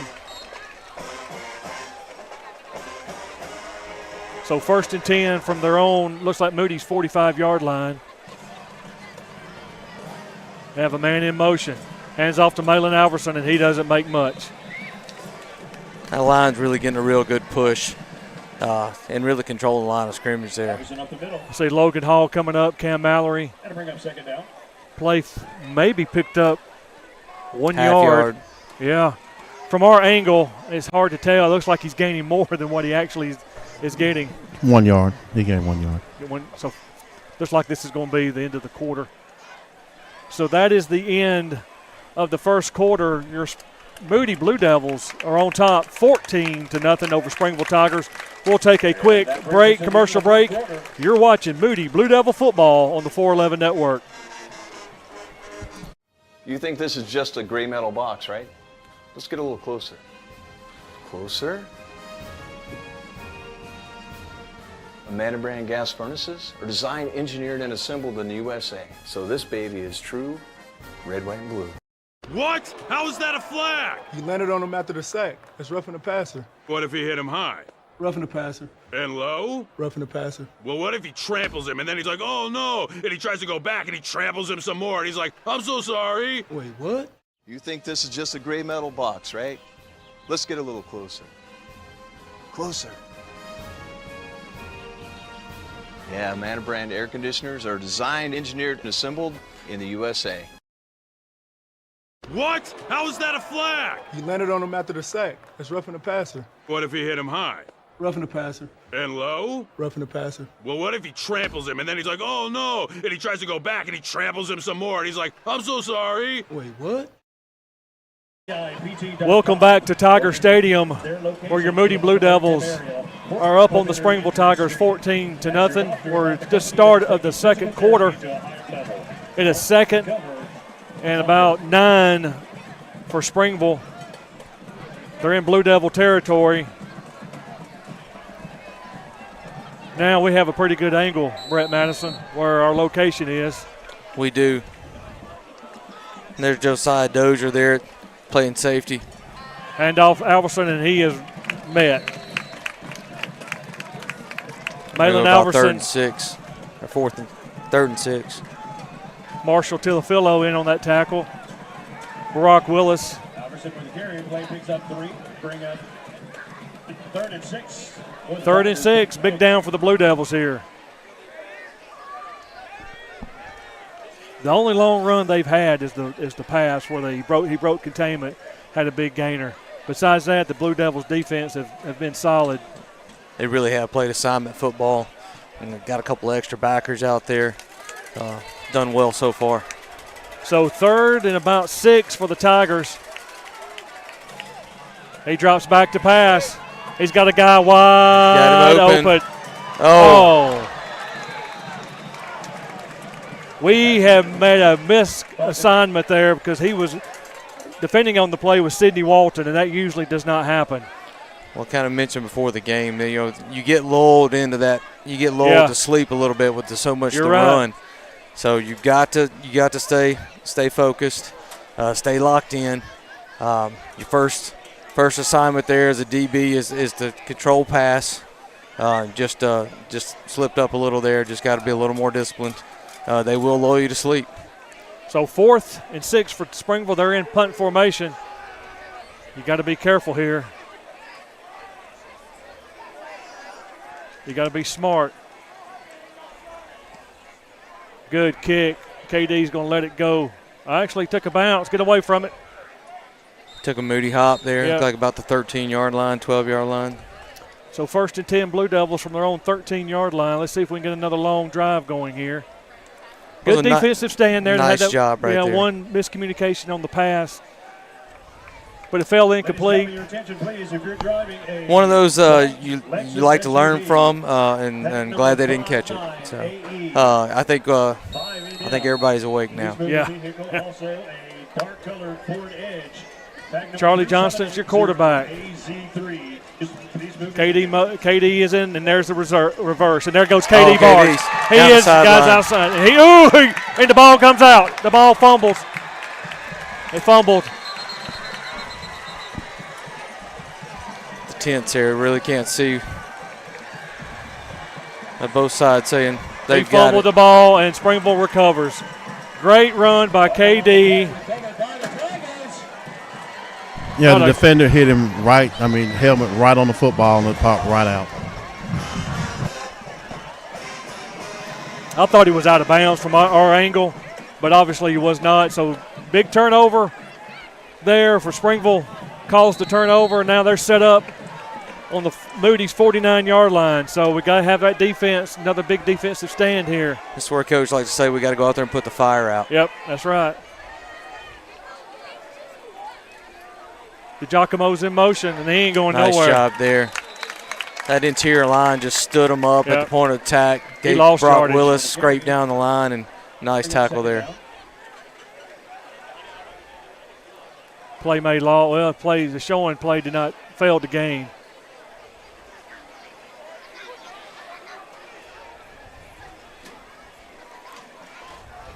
Cam Mallory might be wearing a different number, but you can't miss him out there. 2nd and 10 for Springville. A lot of motion. They throw the little toss out there. They bring him back. Good pursuit from Moody. That's Zane Smith there. Oh, Gavin Baker. Looked like you had the number. The brothers are boom. Yeah.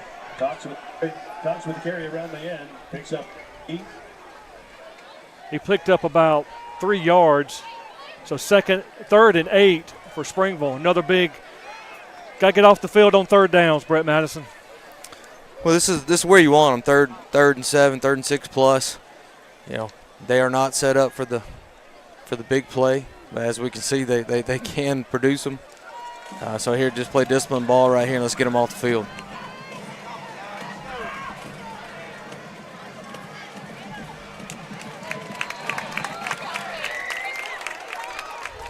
Took the ball up to, I think that's Alverson on the carry. He's their bell cow for this offense. He really runs hard. He really hits that hold hard. So you're looking at 4th and about 3. Long 3, no, short about 4. Yeah. Interesting to see what they're going to do here. They're going to try to draw them off sides. They're going for it. 15 seconds left on the 25-second clock. They're trying to hard count. Crowd getting into it a little bit here. Yeah. You would think that would be a penalty. He calls timeout. Yeah, they got us flag. Fool us once, don't fool us twice. Great job there to be aware. So timeout, Springville. Nope, they took the delay of game. So he backed him up so he pinned Moody back deep. I'm sure KD is asking for the ball again because he had open field. Well, the guy had the angle on him. As Willie said, that the defender's helmet hit right on the ball. Yeah, there's some times where you just can't, no matter what kind of ball control you have, when they hit it just right, it's hard to control. And I know he wants a chance there to make it right. Let it go, let it go, let it go, let it go. Good punt by Springville. Got a good Springville roll there. So 1st and 10 Blue Devils from about their own 10-yard line, it looks like. Now the 8-yard line.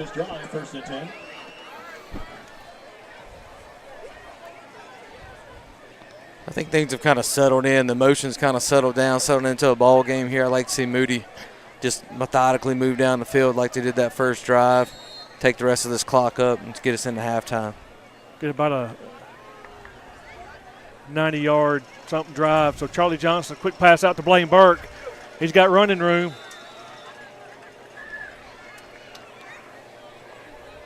So he may have picked up a short gain, maybe one. I don't think failed to gain.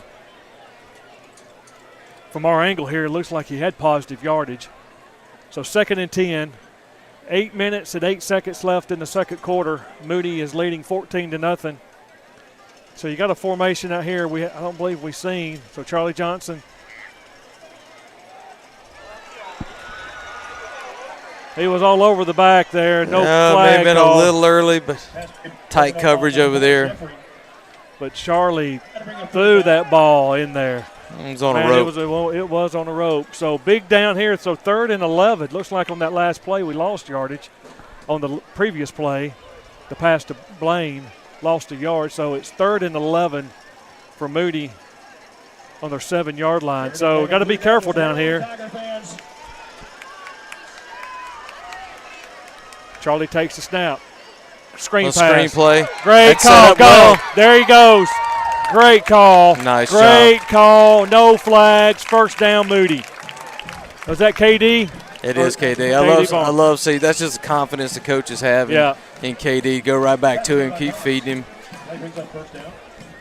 Great job right there, catch and run. Got some breathing room now. Lyman got out there and got hats on hats. That's the way you like to see it set up. 1st and 10, Moody from their own 33-yard line. Charlie takes a snap, hands off he rolls out. Wide. Oh, Braden Wright was wide open. Wow, that play was set up well. It's almost kind of like a speed sweep, kind of with the quarterback and option. Braden Wright broke the open field, and it was there. He had a lot of green grass in front of him. So 2nd and 10 for Moody. 7 minutes and 32 seconds to go in the second quarter. Charlie takes a snap. He drops back. He's looking. Great catch. He is inbounds. We can't see due to the 10. That's Braden Wright, I believe, on the reception. Picks up a first down. He got him 1 foot in. Got the 1 foot in. Pass completed at the 49-yard line. Play picks up first down. That's just a big-time throw. That's a long throw across the field. Yeah. Great throw from Charlie Johnston. Timing perfect. I don't know if you guys realize, but this is one of those fields that's got the crown. Big crown. Very big crown. Very big crown. New set of downs for the Blue Devils. Aiden Robinson's in motion. He gets set. KD Barnes is in motion. Hands off. Oh, him and Blaine collide. That could have been a disaster. Yeah, a little confusion there. Obviously, timing wasn't just right. And Coach Gainus is not happy right now as you walk down the field and gave some instructions to Charlie. So play lost about 3 yards, so 2nd and 13. Aiden Robinson in motion. He's set. Charlie takes the snap. He drops back. There's Blaine wide open. Blaine Burke. I think he picks up about 6 there. It's going to leave us with about third and 8. 6 minutes and 47 seconds left in the second quarter. Moody is on the move. And you mentioned Coach going on the field, little instructions there. And what he's saying, just the negative plays on first down really make this 3rd and 7. It's not where you want to live. Right. Big play here. So 3rd and 7 for the Blue Devils. Jacob Hadaway's in motion. He's set. Charlie's waiting on the snap. He takes it. He runs, throws. Passes complete to Braden Rudd. He breaks open. Braden Rudd down the sideline. Touchdown, Blue Devils. No flags. No flags. Great call, Coach K and your offensive coaching staff. Great call. That's great to see Braden get the big play there. After coming back from that bad ankle, it'll really look bad at Alexandria. I talked to him this week, and yesterday he was actually released from rehab, and he was excited to be back, and he's got him a touchdown tonight. So congratulations, Braden Wright, on that catch. Now the all-important extra point for Junior Marino, and they jumped. If they made us jump, let's see.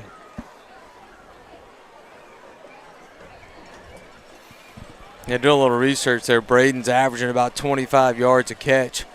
Of course, he missed 2 or 3 games there with the injury, but just a big play after big play. Nice catch and run there.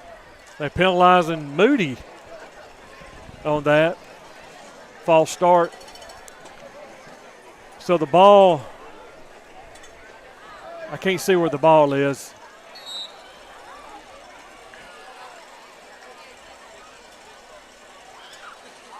Almost like a 28-yard field goal. Snap, kick, up, and he's no good. Have a little trouble there with the snap. Yeah, I don't know what's going there. on. This is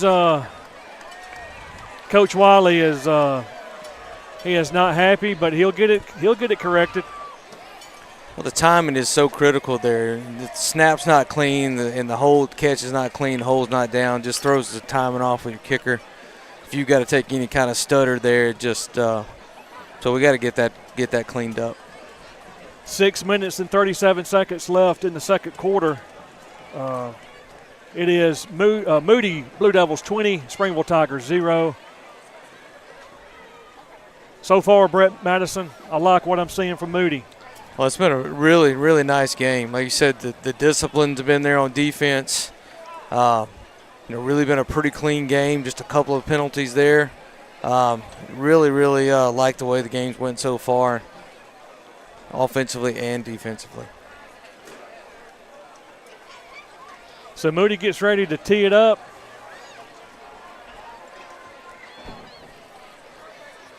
Good crowd here tonight for the Moody Blue Devils.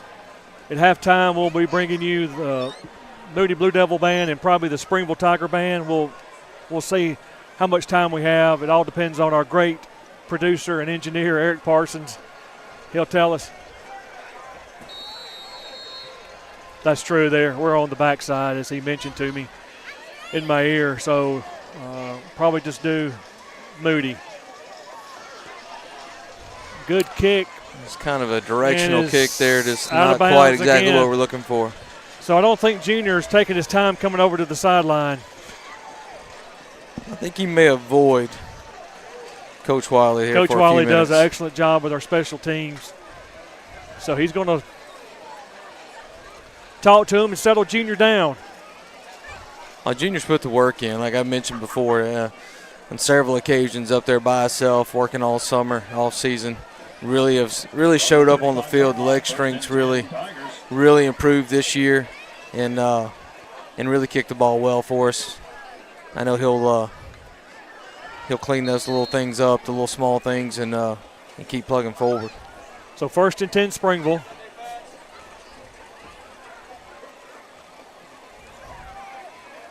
Well, there's just nowhere to go. Yeah. There's so much misdirection. I couldn't tell who had the ball. Of course, Malin Alverson is their bread cow for this offense. He gets the majority of the carries. So the 10 is blocking, so it looks like he failed to gain. So 2nd and 10, the ball's on their own 35-yard line.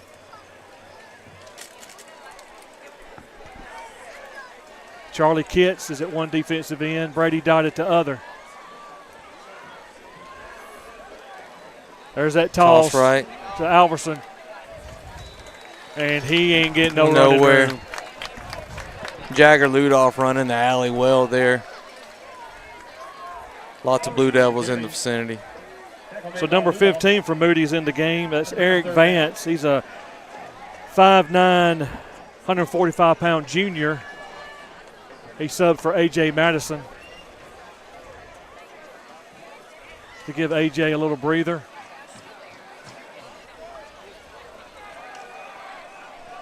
So 3rd and 11 for Springville. That last play lost 1 yard.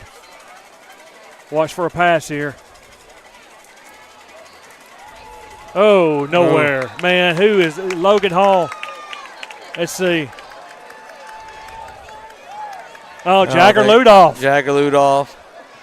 Zane Smith, I believe, as well. He is a missile. He's a juggernaut. There you go.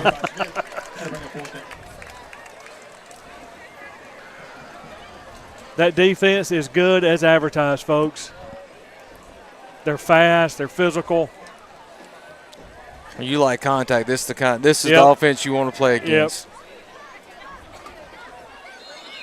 Oh.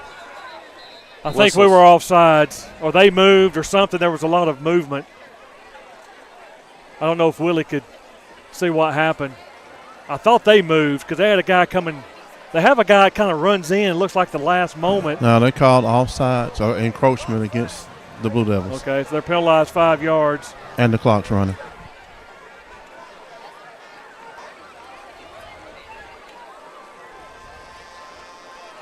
So only at 4th and 5. I think they lost yardage, so it's 4th and they're showing on the scoreboard 4th and 6. From our angle, I can't tell. Looks like the ball's on the 39, so you got to be careful here.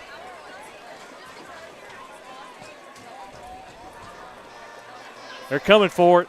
He gets it off. Low kick. Right to KD. Oh, no. Ball's on the ground. That is just dangerous.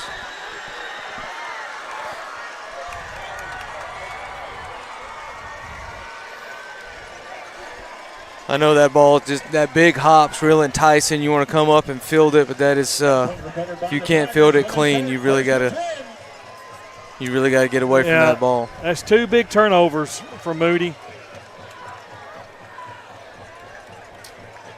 You know, it looked like it was going to bounce right up to him. It'd be a hard one not to try to come and field there. Just, like I said, took the big hop. It looked like it was going to be just a candy hop. What we need right here, we need a turnover. Let's see if that defense could get a turnover. Alverson's up Reverses the middle. Out. Had some positive yardage there. They really do a good job running out the fakes there. Alverson to the 15.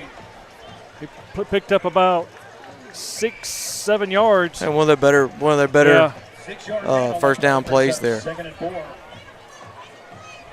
Quarterback for Springville's number 7, Jacob Connor. A lot of movement. So 2nd and 4, 3 minutes and 28 seconds. Coach Gainus is calling a timeout. And we're going to take a break as well. You're watching Moody Blue Devil football on the 411 Network.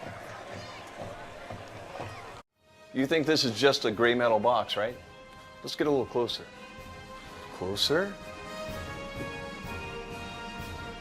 Amanda brand gas furnaces are designed, engineered, and assembled in the USA. So this baby is true red, white, and blue.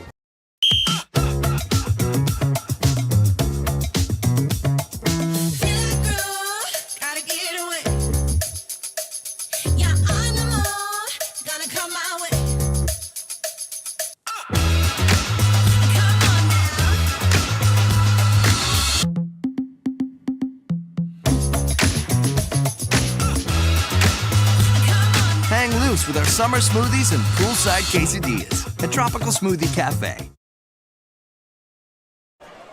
Welcome back to Tiger Stadium here in Springville, Alabama. Moody had a turnover recovered by Springville deep in Moody territory.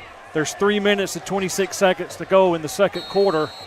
And Coach Gainus just went out there and challenged his defense to stand tall right here, and let's keep him out of the end zone before halftime. Alverson with a carry. He's not getting nothing. I think he lost yardage. Great play right there. Well, I know that's what Brady Coach Gainus is Dodd doing. Brady Dodd in on the tackle. Play lost a yard. Looked like it did. Or no play failed to gain, so it's 3rd and 4 on the 15.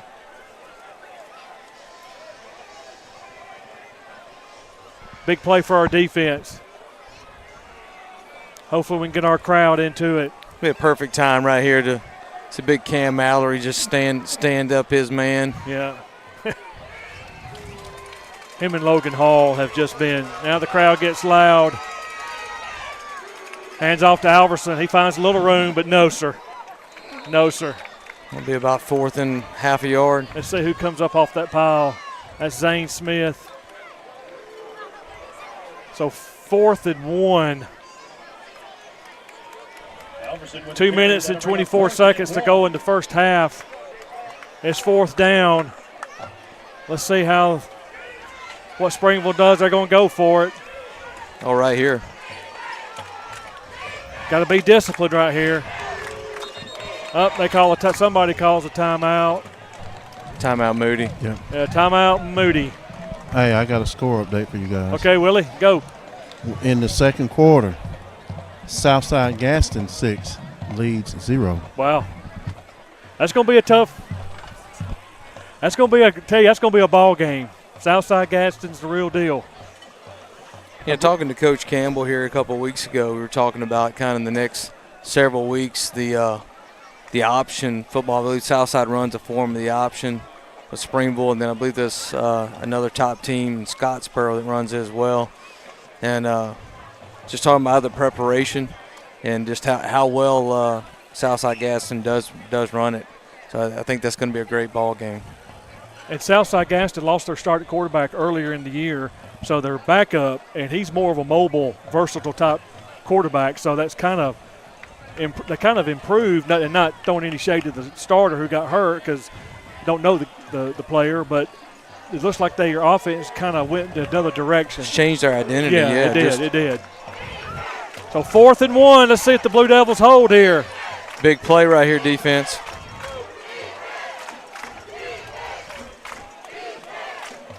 Quarterback sneak. It looks like the ball came out. Initially, I thought he had it, and then I saw some surge back. I'm not sure. They're giving him the first down. Yeah, I thought initially they got the surge, and then I saw somebody come in and lay a big hit and kind of knocked him back, but I think they got forward progress.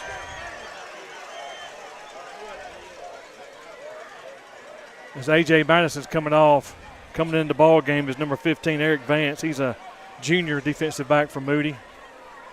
So I don't know what happened. Did That is correct.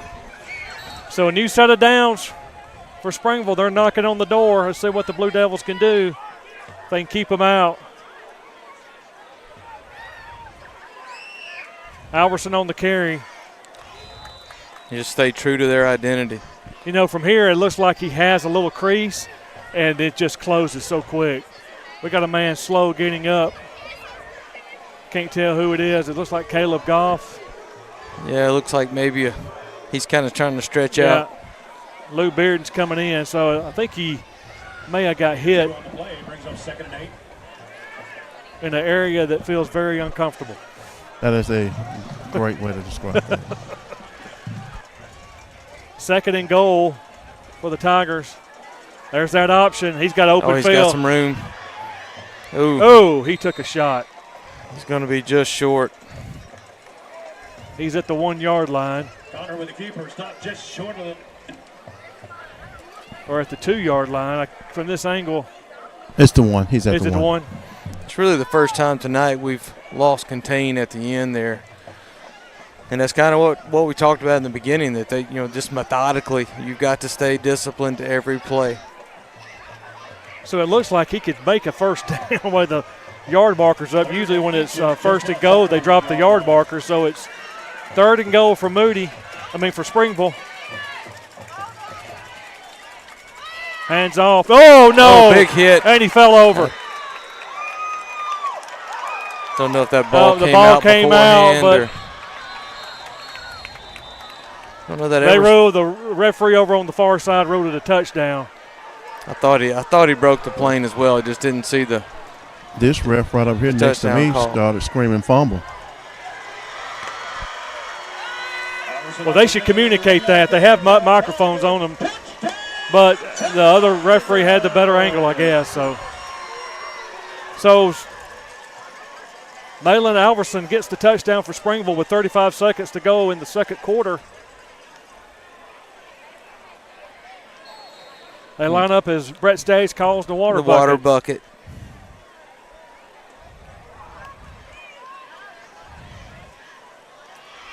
Two-point conversion. And no good. Missed it. Incomplete. So with 35 seconds to go in the first half, Moody Blue Devils 20, Springville Tigers 6.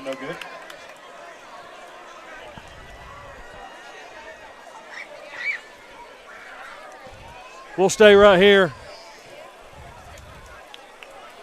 So we'll give you some did a scores. Pretty good job there, but just tough to get handed that short field. Got a St. Clair County score there, Brett Madison? Yeah, got St. Clair County just before halftime leading the way at Alexandria 22-14.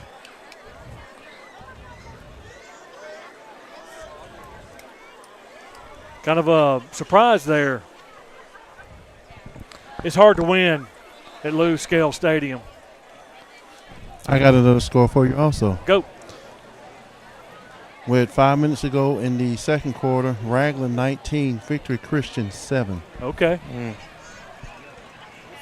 Kind of going the way maybe thought there, but still a lot of game left. And I got a shocking score for you. With 6 minutes to go in the second quarter, Pale City 10, Oxford 0. Wow. That's one thing we've seen all year with Pell City. They're not lacking effort. No, you're right. Probst has got them believing. Let's see if what Springville does here. Moody's 35 seconds left to halftime. KD Barnes, let's see if he can take it to the house. He's got a little crease. Seam. Yep. So Moody is set up at about their 28-yard line. You think they're going to throw long here, Brett Madison, or they're just going to run the clock out? I think you're gonna see a safe play here, run the clock out. If you get a chance to break it, obviously break it, but I think you're going to see a safe play here. Aiden Robinson's in motion. He gets set. Charlie's waiting on the snap. He takes it. There's going to be a pass play. Yeah. Charlie's got all day long. He's got a way to run. And he throws, and his pass is complete. Nice catch there by Jacob Hadaway.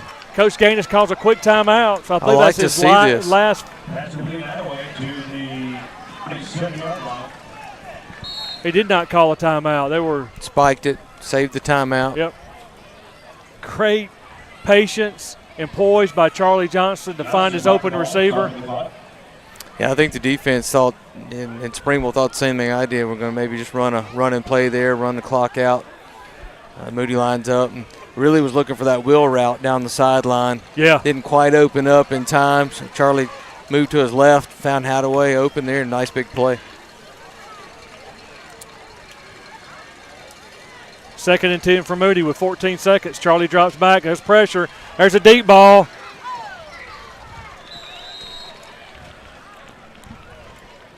Intended for Aiden Robinson, falls incomplete.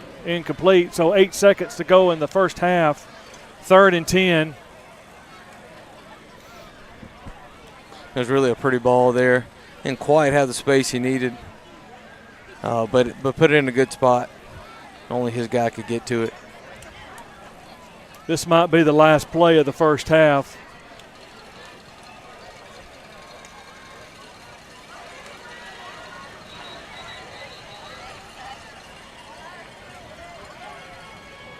Timeout.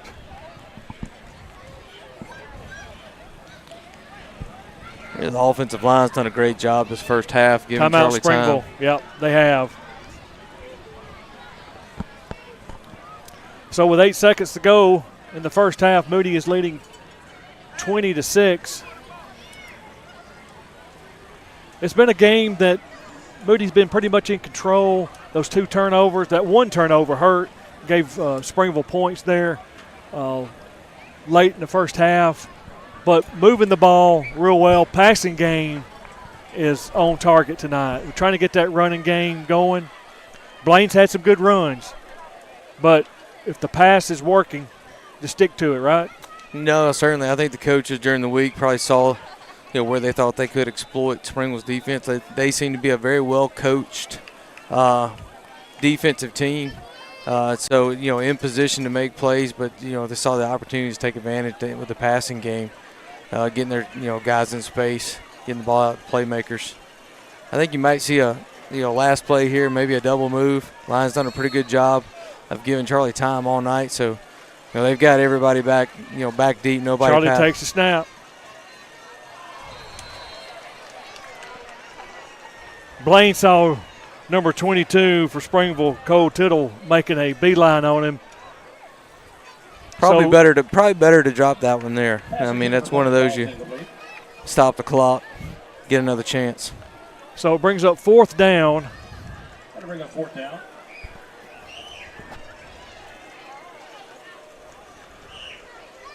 So you got the 47-yard line. trips down here at the bottom of your screen up top. It looks like KD Barnes. They've got 4 guys deep, nobody behind them.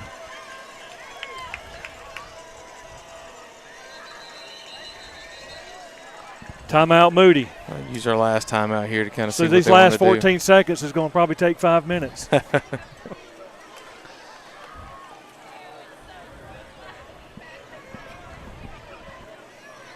So 5 seconds to go in the second quarter, first half. Moody leading 20-6. Good crowd here for the Blue Devils. They brought a great crowd on the road, which is from Moody. It's about a 25-minute, 30-minute drive up 411 up to 174. Or you could come, depending on where you come from work, like Brett Madison, come up, hit 59 north. Yeah, a lot of ways to get here, depending on what part of Moody you're coming from. If you're on the, the Odenville end of 411, you may just come on up 411 and come across 174. If you're at one of the exits up there, it may be quicker to come around the interstate. But I think Coach wanted to get them together and just kind of make sure we had the best play possible here for last play and get to halftime. So this should be the last play of the first half. Charlie takes the snap. He's getting pressure. Throw it over the middle. Caught by Braden Wright. A little reverse to Aiden Robinson. He throws the ball, throws it back, and it goes out of bounds. Little razzle-dazzle there, but they end the half leading Moody Blue Devils 20, Springville Tigers 6. So we're going down to Willie and with Coach Gainus. Willie. Disciplined defense and a very eventful first half, Coach. What do you think? I mean, 2 freaking turnovers. Unbelievable. We've stoning them all game. Defense playing their brains out. They had to go take the field twice on short fields, and I thought we had a good stop right there. They ended up getting the first and scoring, but, I'm really proud of the overall effort. Besides the 2 fumbles, we scored on the other 3 drives except the last, Hail Mary chance we had right there. But, we're playing good, but it just don't feel 20-6. It just don't feel like 26. And I'm just waiting for us to come out and play a clean half and where we can go in and feel good about something. But, again, we did some good things. Don't get me wrong. Charlie Johnson was phenomenal, lights out. The receivers did some really good things. The O-line, good God, their pass pro was phenomenal.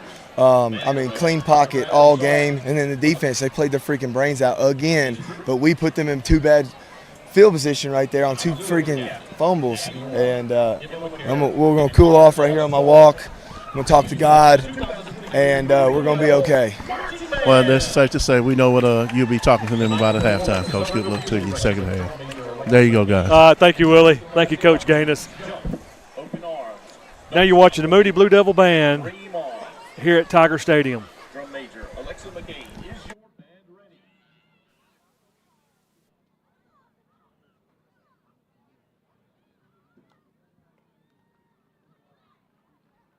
You may take the field.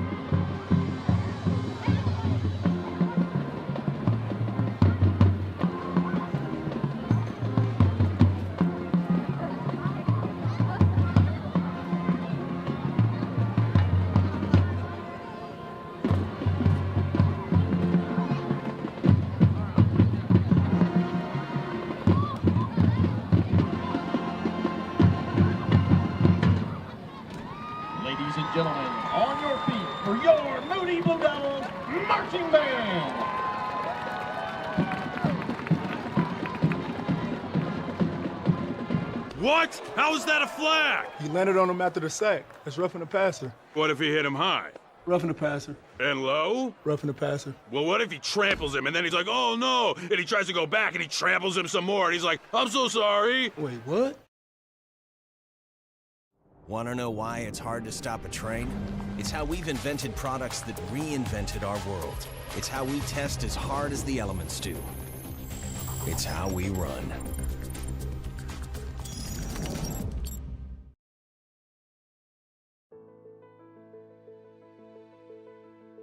This is Senator Lance Bell. I want to thank you for the opportunity to represent you in Montgomery. I am so excited about this time of year as we watch our cheerleaders, our football teams, and our band as they perform on the field.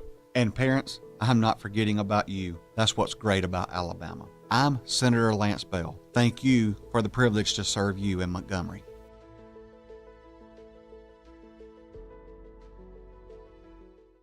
What? How is that a flag? He landed on him after the sack. That's roughing the passer. What if he hit him high? Roughing the passer. And low? Roughing the passer. Well, what if he tramples him and then he's like, oh no, and he tries to go back and he tramples him some more and he's like, I'm so sorry. Wait, what? You think this is just a gray metal box, right? Let's get a little closer. Closer. Yeah, Manor brand air conditioners are designed, engineered, and assembled in the USA.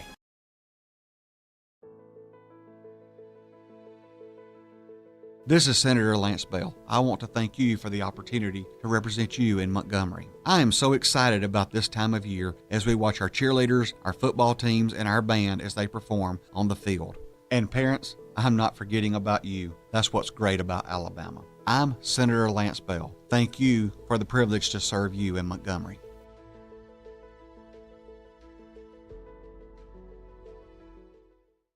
One might be tempted to say, excuse me, Mr. Grill Man, there appears to be a little extra burger on my burger.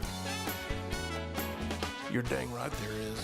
Everybody goes to Milo's. You think this is just a gray metal box, right? Let's get a little closer. Closer? Manor brand gas furnaces are designed, engineered, and assembled in the USA. So this baby is true red, white, and blue. As respected industry leaders, we are here. Working hard for you. In an effort to provide you with excellence in sports medicine and excellence in sports injury prevention. We're here for the coaches, athletic trainers and mentors who are shaping the next generation of legends. We are here to help keep your kids and family safe and healthy. We are here for you. Aggressively pursuing victory over injury.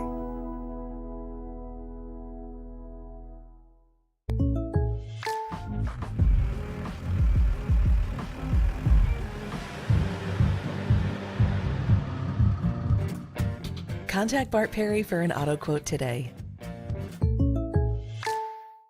What? How is that a flag? He landed on him after the sack. That's roughing the passer. What if he hit him high? Roughing the passer. And low? Roughing the passer. Well, what if he tramples him and then he's like, oh no, and he tries to go back and he tramples him some more and he's like, I'm so sorry. Wait, what? Moody Athletics. We have a tradition of capturing the hearts of future student athletes. The initial attraction usually begins at the first roar of Friday night. The popping of a catcher's mitt, a deep three that sends a basketball crowd into a frenzy, or a kill on the volleyball court. There's always one pivotal moment that creates the thought, one day that could be me. Then that day comes, and you help create that moment for the next generation who will strive to fill your shoes. One day that could be me. Today it is me. Now who's it going to be? Whatever the sport, whatever the moment, at the end of the day, we're all part of Blue Devil Nation. You think this is just a gray metal box, right? Let's get a little closer. Closer. Yeah, Manor brand air conditioners are designed, engineered, and assembled in the USA.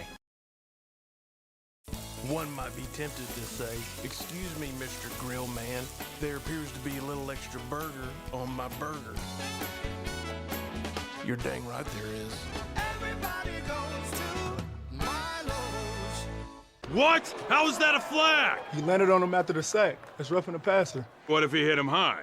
Roughing the passer. And low? Roughing the passer. Well, what if he tramples him and then he's like, oh no, and he tries to go back and he tramples him some more and he's like, I'm so sorry. Wait, what? Of all the improvements you can make to your home, it could be the most important is not seen or heard, only felt.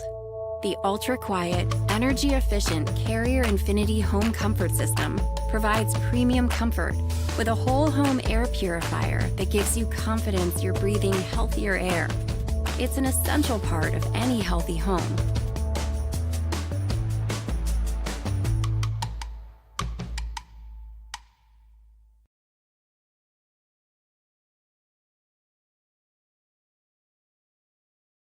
Want to know why it's hard to stop a train? It's how we've invented products that reinvented our world. It's how we test as hard as the elements do. It's how we run.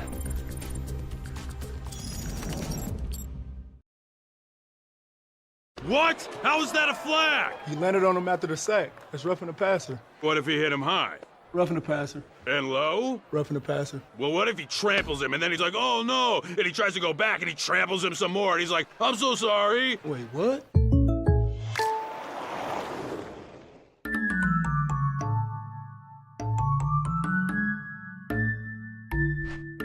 Contact local agent Bart Perry for an auto quote today.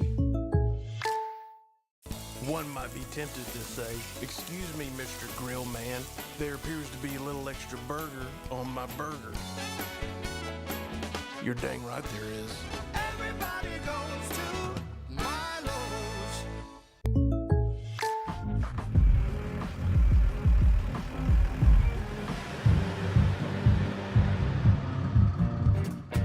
Contact Bart Perry for an auto quote today. What? How is that a flag? He landed on him after the sack. That's roughing the passer. What if he hit him high? Roughing the passer. And low? Roughing the passer. Well, what if he tramples him and then he's like, oh no, and he tries to go back and he tramples him some more and he's like, I'm so sorry. Wait, what? As respected industry leaders, we are here. Working hard for you. In an effort to provide you with Excellence in sports medicine. And excellence in sports injury prevention. We're here for the coaches. Athletic trainers and mentors. who are shaping the next generation of legends. We are here to help keep your kids and family Safe and healthy. We are here for you. Aggressively pursuing Victory over injury.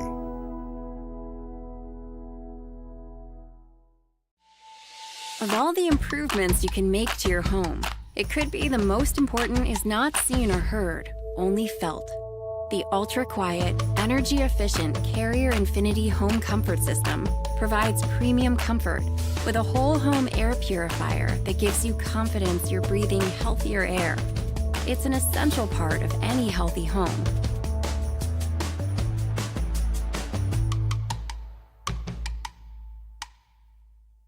One might be tempted to say, excuse me, Mr. Grill Man, there appears to be a little extra burger on my burger. You're dang right there is. Everybody goes to Milo's.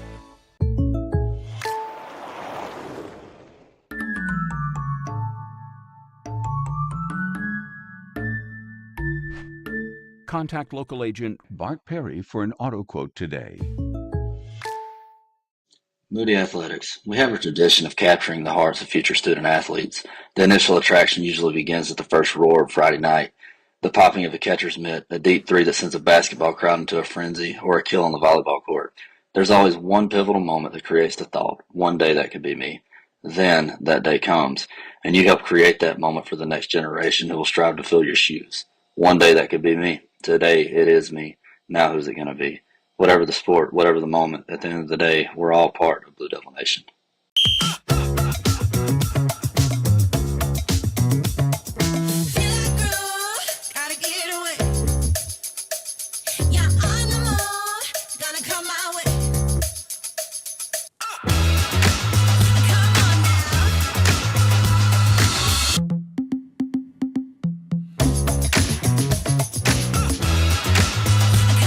Hang loose with our summer smoothies and poolside quesadillas at Tropical Smoothie Cafe. To Tiger Stadium here in Springville, Alabama. The Springville Tiger Marching Band just finished their halftime show. Moody is leading Springville 20-6. It's been a game like Coach Gainus was not very happy at the end of the first half. The turnovers hurt, had a lot of momentum. Had some drop balls, Brett Madison, but we were up 2 scores right now. So we just got to come back, play sound defense, and get back in that end zone and get this victory here at Springville. It's been a defensive game. Defense have done real well controlling that triple option Air Force offense. Just you can't give the ball down in red zone territory. No, so you're right. We do have some stats for the first half, and turn over to Brett Madison to read those off to you.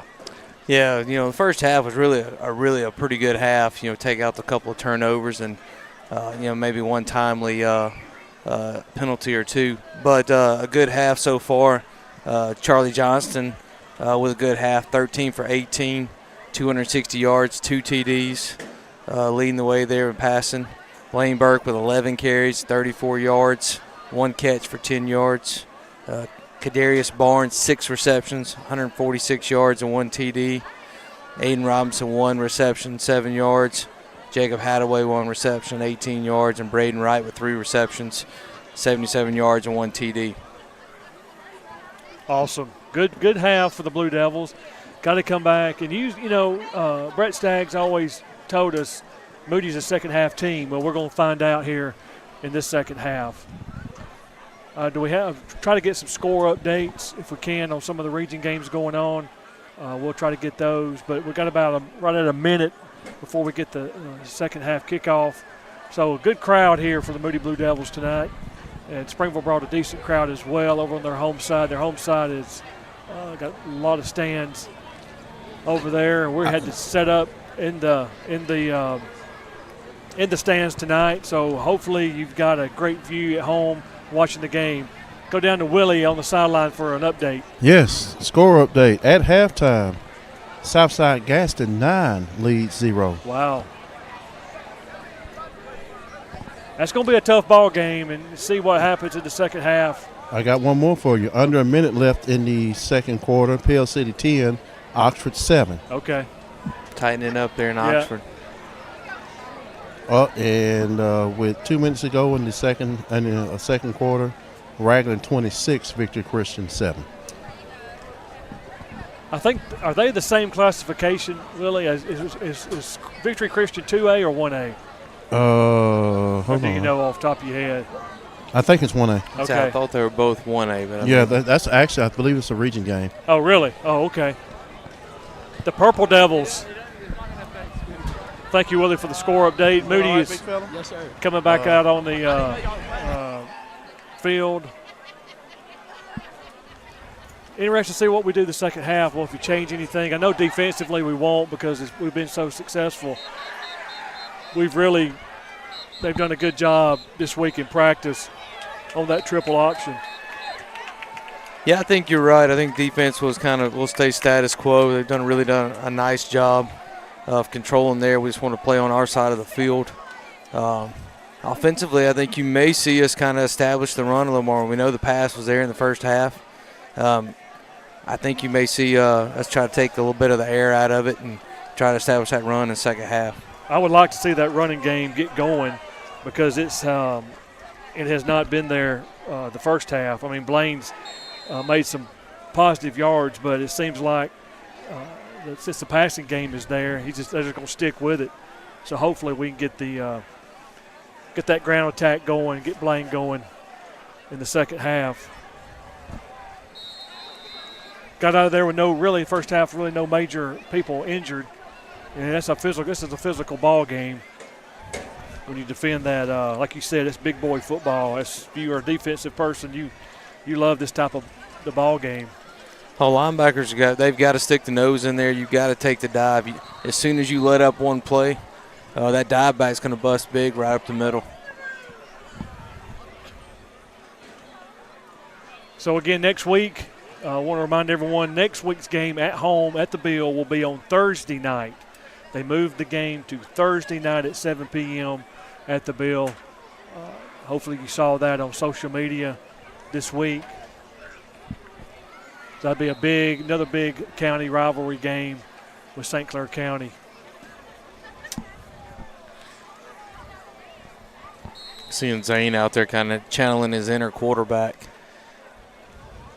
I heard a couple of years ago, and Zane came over to Moody there that maybe had run some quarterback back in the past. Oh, really? Yeah, he can sling it. It's one package we haven't seen, that Rhino package tonight. I think we may have seen it one time, maybe on that 2-point conversion. But they haven't used it tonight. Hadn't really needed it. No, the opportunity hadn't really been there. Like I said, we've had a couple of big plays. Did have the methodical drive there, kind of the opening drive, which I really liked. But like you said, didn't need it. We're waiting the second half kickoff. Teams are back out on the field. It's a beautiful night of football here in Springville. Like you said, great crowd, both sides. Lots of little ants moving around the track on both sides. Just a great turnout tonight in St. Clair County. Just a note here, Springville, I called Springville home for about 7 years after me and my wife Susan were married. We lived up here from 86 until 92. Still have family up here, have a brother. My mother still lives in Springville, have nieces and nephews still in the area, so hopefully they're here at the game. If not, I hope they're watching on the 411 network. Well, it's a beautiful town. We call home ourselves. So it's going to be a shorter drive home for me than okay. if we were at home at Moody. So well, when I lived here, it was really a small town, and Granny's Restaurant, which is now I believe Springville Cafe, was the main place to go and eat. Some good I guess I'm the one with the long drive tonight then, living on the other end of Leeds. All right, we're getting ready for the second half kickoff. Junior Marino has it teed up.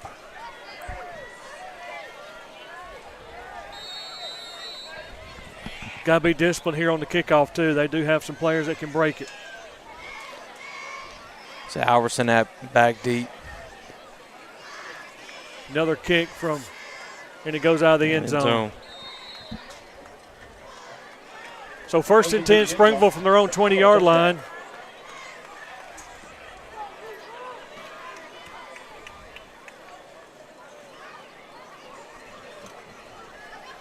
So I'm not sure why Cam Mallory wears number 50. I didn't get it in the roster update. Not sure if something happened to his jersey. It has in the past where it has misplaced. Hopefully that is not the case. But anyway, here we go. 1st and 10, Springville from their own 20. I set him a 3-man front. Yeah, found a little rope. Thought he had a little crease there, but Alverson, the ball carrier, like Zane Smith, and on the tackle. I think Zane coming in from his outside linebacker position there, just not filling the hole quickly. Play picked up 2 yards. Bring up 2nd and 8. Jacob Connor is your quarterback for the Tigers. Malin Alverson is the running back.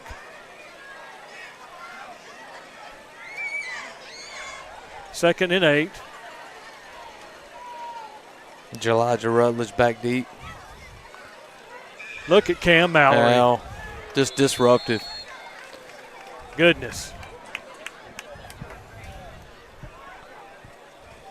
I believe that was Cam Mallory in on that, or Logan. I think it was Cam from this angle. Or it may have been Barack. Somebody got in there quick. I believe it. No, you had it right. It was Cam. It was Cam. Bring up 3rd down. Logan Hall. Logan coming in to give him a spell. Yeah. They really do a good job of rotating in about six to 8 guys, keeping them fresh. 3rd and 8 for the Tigers. Alverson, the ball carrier. He picked up positive yardage there. Brings up 4th down. Looks like 4th and about 3. Oh, yeah, 4th and 2. Gain of 5 in the play for Alverson. 10 minutes and 19 seconds to go in the 3rd quarter. Big play here. Want to get off the field here and get the ball back. Take control of the second half early. It looks like A.J. Madison is back deep to return punts for the Blue Devils. Got to be disciplined here. Watch the hard count. Low snap. Oh, he almost got it. He can just get away from it. Let it go, AJ. Let it go. Let it go. Too many Springville Tigers around. Yeah.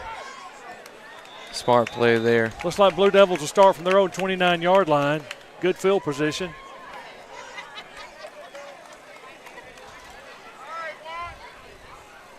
See if we can get Blaine going. Caleb Goff took a shot at that one, close to getting it there. Glad to see he's back. Kind of got banged up there at the end of the first half. Looks like got his breath knocked out of him.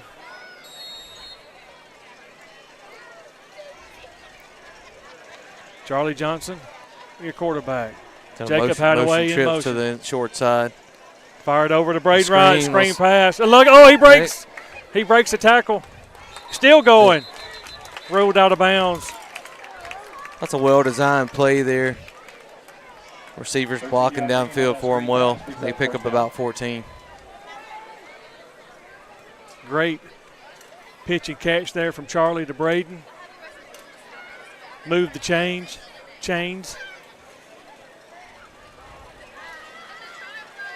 Blaine Burke is your running back. He's set. Aid Robinson's in motion. Motion to trips. KD Barnes in motion. There's Blaine Burke. There's Blaine Burke. Little hole. Positive yardage, Blaine Burke. Picks up about 8 yards. It's a good first run there. You know, that little, it's hard to pick up on. I don't know if you pick up on the camera or not, but that little hop in the hole there that just slides over and changes the angle. Picks up another 4 yards after that.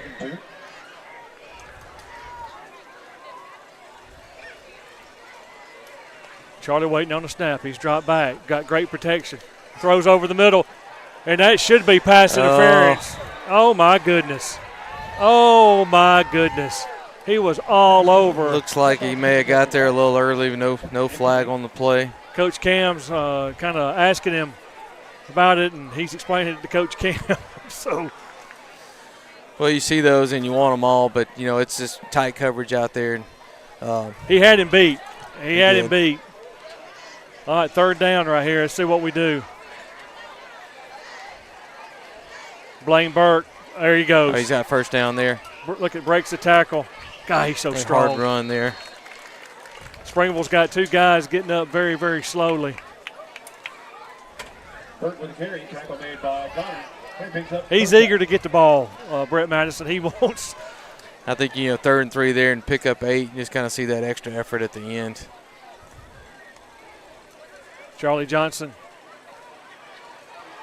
Lots of checks time it over there. To Braden.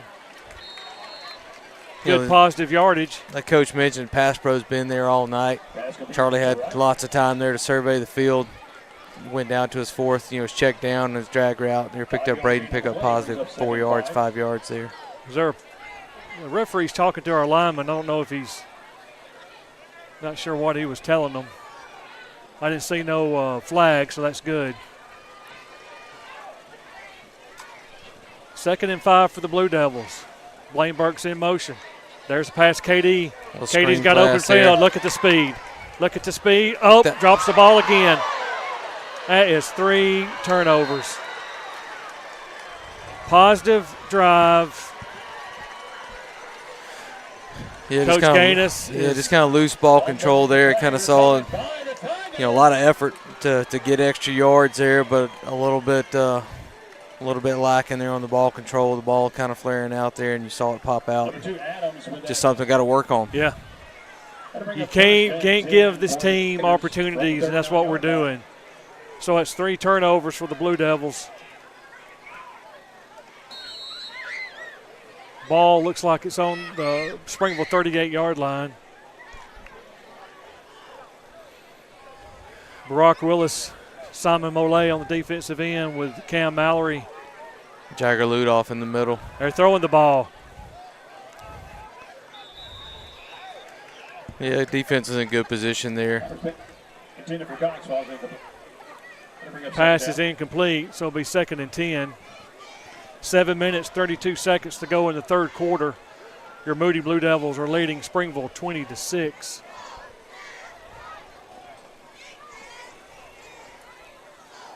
Crowd's kind of getting quiet here. We need some we don't need to give new life to Springville. When you do turnovers, you're giving them new life. Yeah, here we need to get off the field, put the fire out. There's the option. Little fake there and a pretty nice fake. Jacob Connor looks like with the keeper all the way out to the 48-yard line. Looks like he may have picked up the first down. He's close. So 3rd and 1. They've been hitting that dive all night, and quarterback keeper there, and then a nice fake, nice head fake there, and Connor's quick. And he hits that corner there. He picked up a nice gain there. We need to try to see if we can push him back here, get off the field.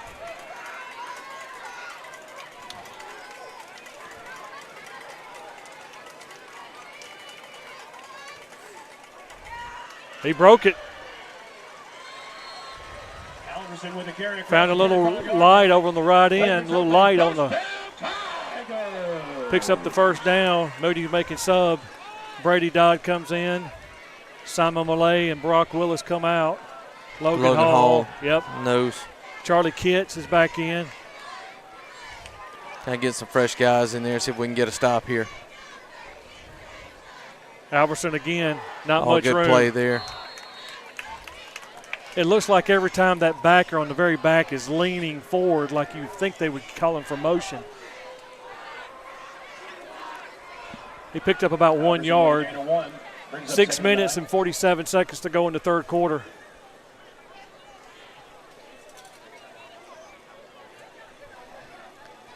Yeah, we're seeing Coach Gainus and Coach K having a heart discussion. Coach Slade's walking over. Probably trying to calm KD down. Alverson, he breaks it open. It's going to be just right at first down yardage. They keep running. They keep, you just got to keep. You can't let them hang around, and that's what we're doing right now. So we got to get a big stop. It's 3rd and 1. Yeah, defense has been out there a good bit throughout the game so far. So we need to get a stop here and get some rest, get the offense out there and give these guys a blow.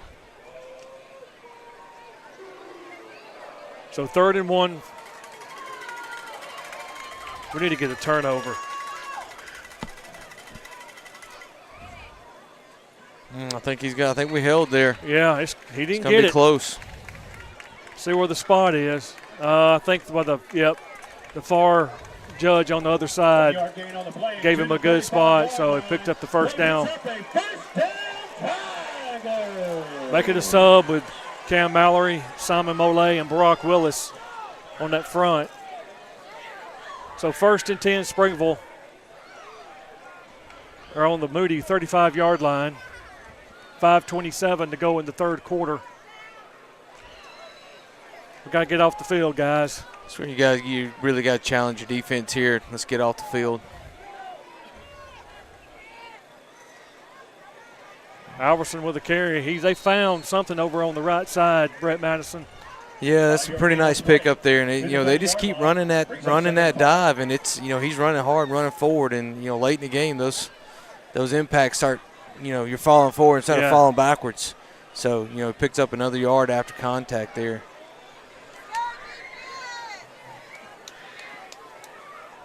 So that play picked up a good 5 yards. So 2nd and 5 for Springville on the Moody 30-yard line.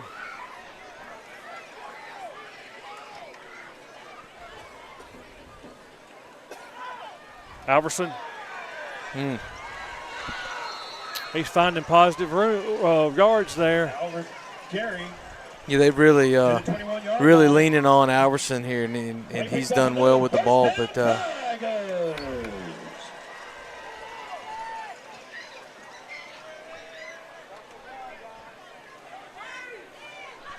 4 minutes and 20 seconds to go in the third quarter. It's ball control. They run that clock.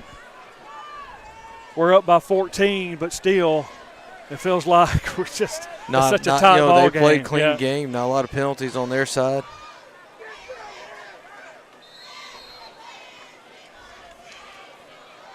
In fact, I'm not sure if they've had any penalties on their side. They had one, maybe? Yeah, I think they – I don't know. I don't believe so.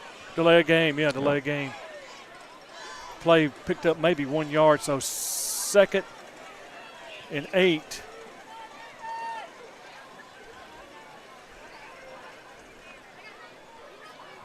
There's a reason why all the academies and the military academies run. It's a disciplined offense, a tough offense to defend, and they do it well. So they're in the red zone. Nothing there. Good defensive stand on that play. Play maybe picked up. Maybe a yard or two. Looks like we're going to be about 3rd and 6. I'm not sure. Here we go. About 3rd and 6. Big play right here. I think it's going to be 4-down territory for Springville. From the 17-yard line, 3rd and 6 Tigers. Under 3 minutes here in the 3rd quarter.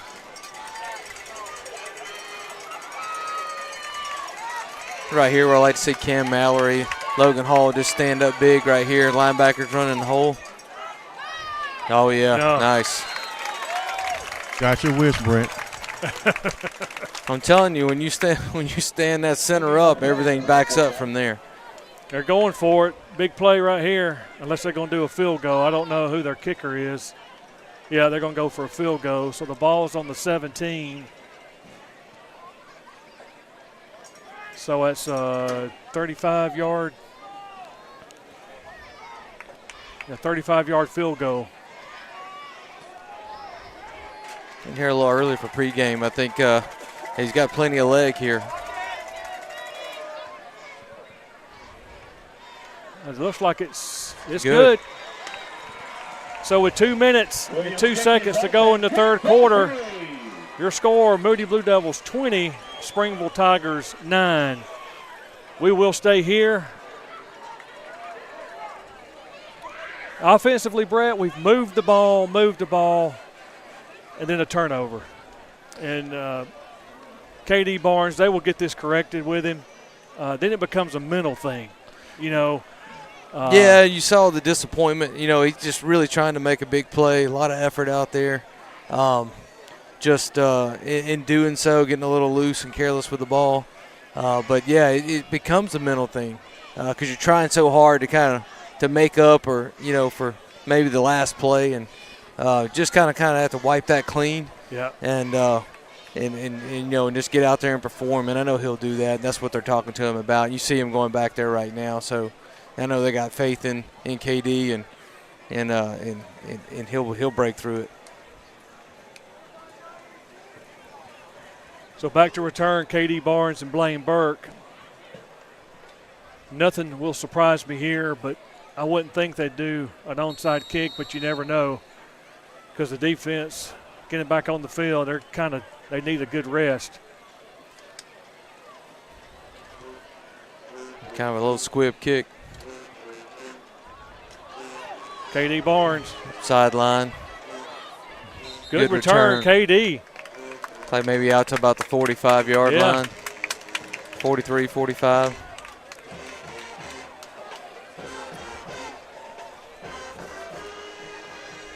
So 42-yard line. Blue Devils start this drive, 1st and 10. 1st and 10, Blue Devils from their own 42. KD Barnes is in at receiver. Looks like trips or twins at the top. Yeah, you got twins each. Twins both at sides. each. Yep, both sides. You got KD down here on the bottom. Aiden Robinson motioning over to trips. Charlie takes the snap. There's KD Barnes going down the Kinda field. by He's himself. wide open. He Look got at it. There it Big is. play. KD Barnes. Great deep ball pass. That was a big play and a lot of faith in KD going to him, knowing he's a big playmaker. There's a replay right here. Good protection.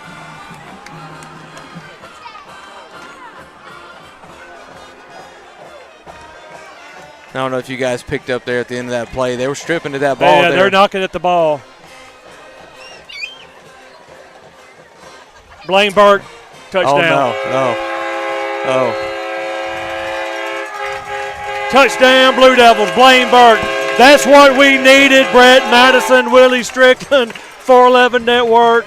Woo, we needed that one. Big play right there, and Blaine just kind of 11 steps up in the hole and kind of gets air on that one, gets a little air. That's one there you won't want to go back and watch. And you know what? Great shout out to our coaching staff, offensive coaching staff, for having confidence in KD Barnes to throw the deep ball to him.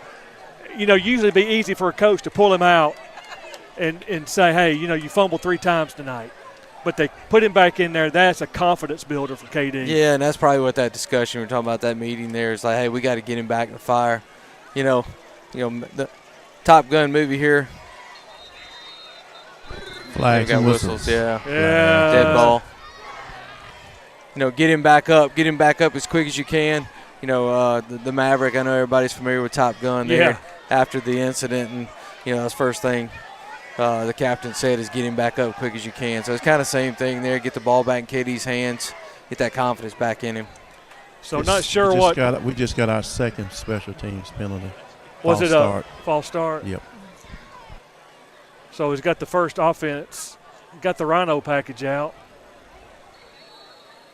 Something that Coach Gainus and his staff will work on next week on some special teams, and Coach Wiley too. I'm sure he is beside himself. You know, this is homecoming for Coach Wiley. He played at Springville, so he's an alumni.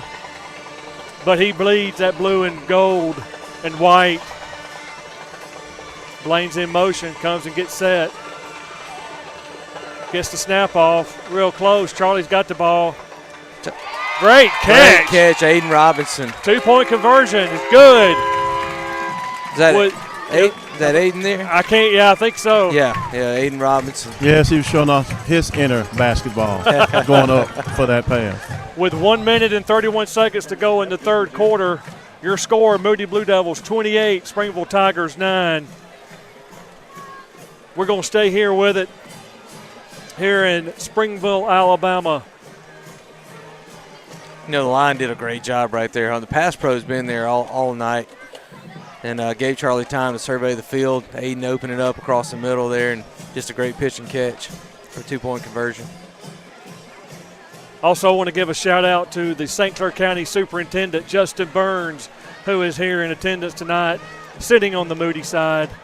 I'm sure his Springville buddies will give him a hard time about that, but I believe he has some children that his sons go to Moody, and they play football on the JV team or junior high team. So appreciate Coach Superintendent Burns for coming out tonight. Also, I mentioned earlier about I had some family. I had another brother that lived here for a while, my brother Ronnie and his wife Kim. They also live in Odenville now, and they're not too far from here. So we had a lot of family living in the Springville area. My brother Randy and his wife Wendy and their children and grandchildren, and my mom. Good kick by Junior, so it's returnable. Fieldable here. He's got a little seam. Ooh, nice he did have there. a little seam, but it closed quick.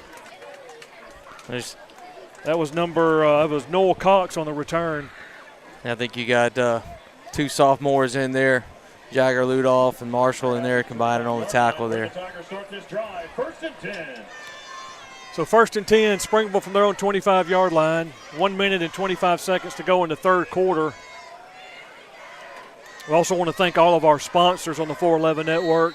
You see their commercials at commercial break, and we appreciate their support. Commercial advertisements, commercial opportunities are still available on the 411 Network if anyone is interested.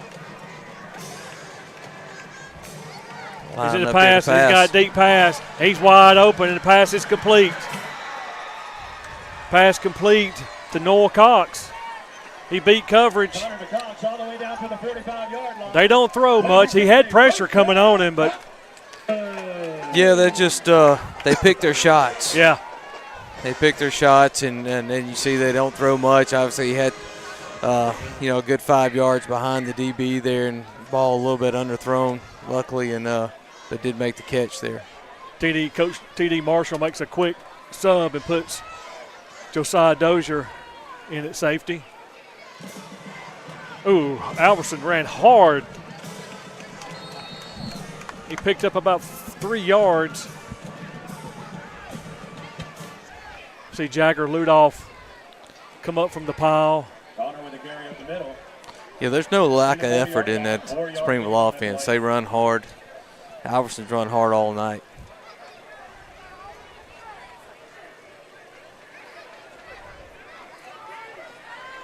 So second and about 6 for Springville. They're in Blue Devil territory.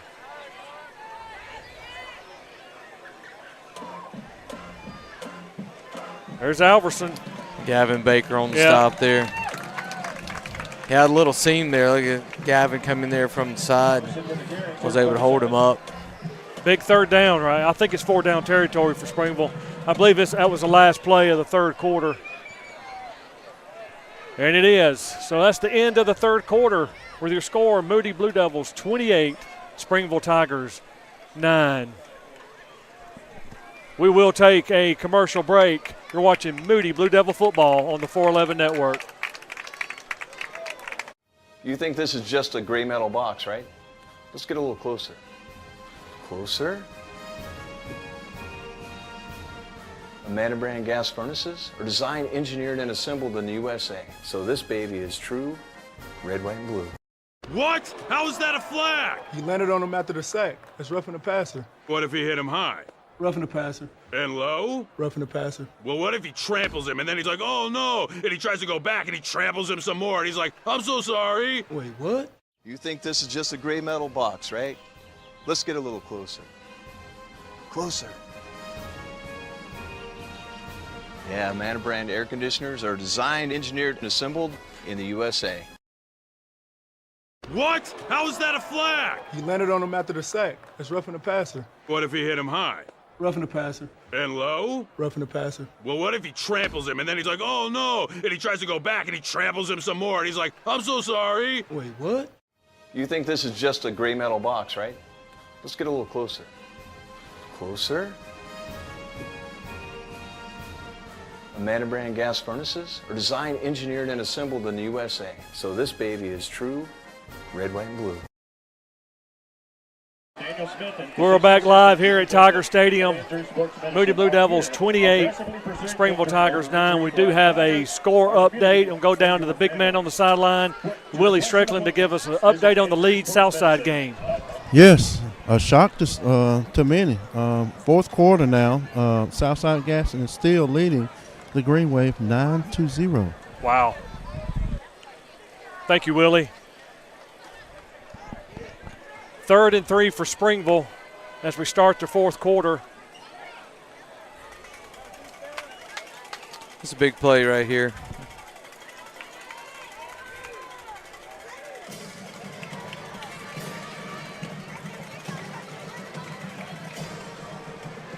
That Cam Mallory on the nose. Yep.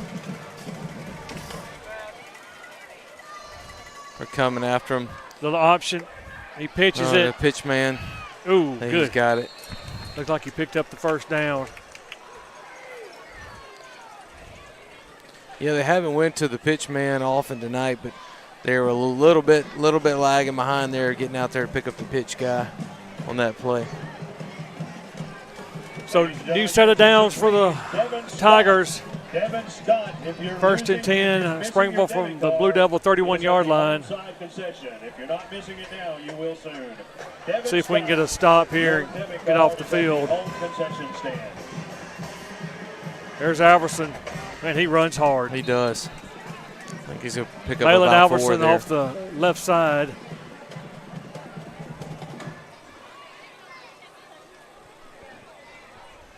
Looks like he picked up about 4 yards. One thing we're doing tonight, we're subbing that defensive interior line. Yeah, we've had a lot of snaps on the defense side of the ball there. We had several big plays on our scoring drive, so the defense has been out there a good bit tonight. Oh. And the referee falls down. Trying to, Alverson, it looks like he, in the second half, he starts getting his groove. Yeah, I think he's just getting lathered up. Holes are starting to open up a little bit, and like I said, it just wears on you. Yeah.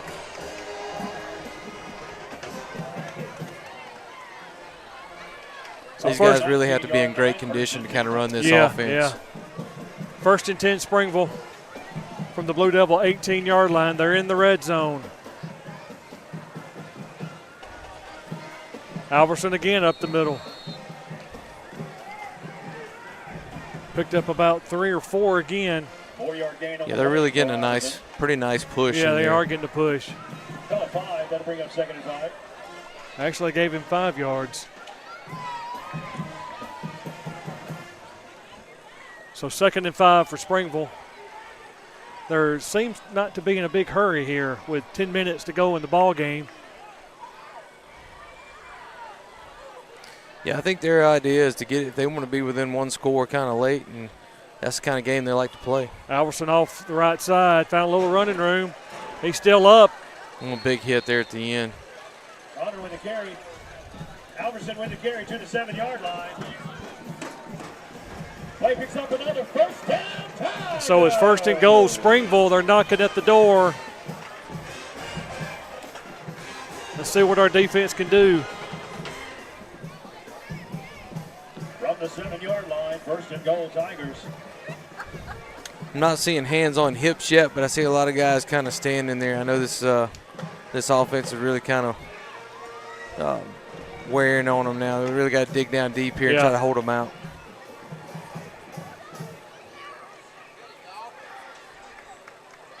Alverson again looks like on the carry.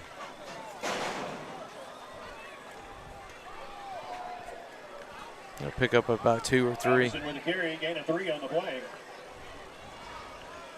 So 2nd and 4 on the 4. 2nd and goal for Springville. From our angle, it's kind of hard to tell. We're looking at the scoreboard, and hopefully they're right.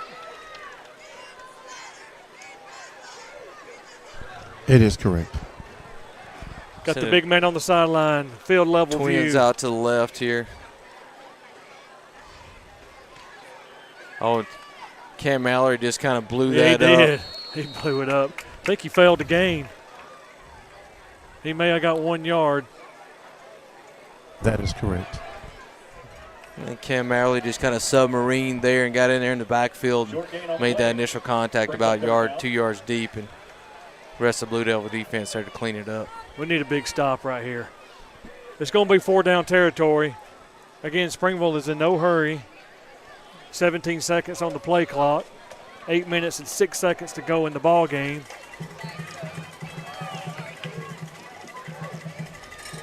Quarterback sneak, and he got blown up. Oh, my goodness. Host of there, Cam Mallory in the middle of it, but a host of Blue Devils. Was that Simon Molay and Molay. Gavin Baker? He lost yardage. Where'd they call him? Blew it dead at the 5-yard line, Willie? He is at the 3. At the 3? No. Yeah, they still got, 4. So no gain there. 4th and he's at the 3. The ref and the stick are standing at the 3. Okay. 4th down here, 4th and big play goal. Here, defense. Oh, they got him. They got him. They got him. Great job, defense. Great job, defense. There's that defense. And now the ball is at the 5. Yeah. Great job. That defense, I'm telling you. I know the coaches are really meeting them out there. Defense has played well all night there to hold them out. Just a nice job right there. Great job, Blue Devil defense.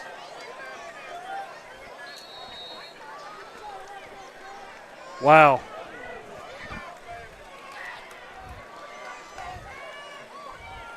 Offense takes over at the 5. Blaine Burke found a little running room up the middle. It seemed like I just took the air out of Springville. Long drive. Get down to the goal.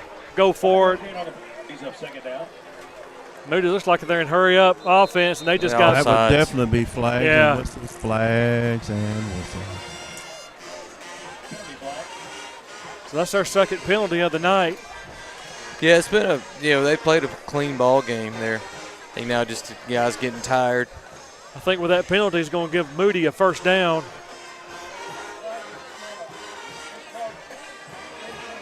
You are correct, sir. It happened right in front of me.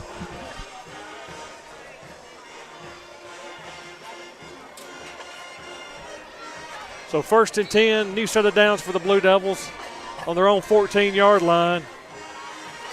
Hands off to Blaine Burke up the middle. He finds a little crease on the outside. They push him back. Looks like he got some positive yards. Just got a score update from Southside.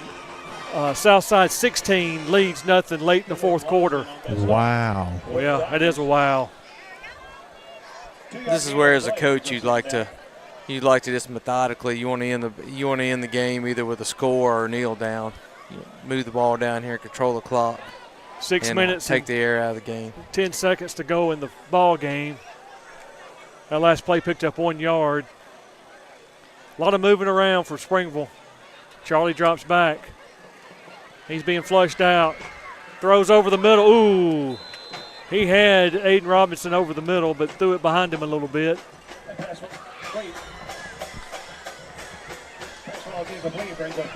Third and 8. Aiden found some green grass out there, and I think Charlie was leading him back a little more to green grass, just kind of a little bit behind him. So 3rd and 8 for Moody. Charlie takes a snap. He's looking, got great protection. Oh! It's a little low. Intended for Braden Wright, falls incomplete, brings up 4th down. I see Caleb Goff will be coming in, yep. 5 minutes. First punt of the night, right? First punt of the night for Moody. 5 minutes and 52 seconds to go in the ball game.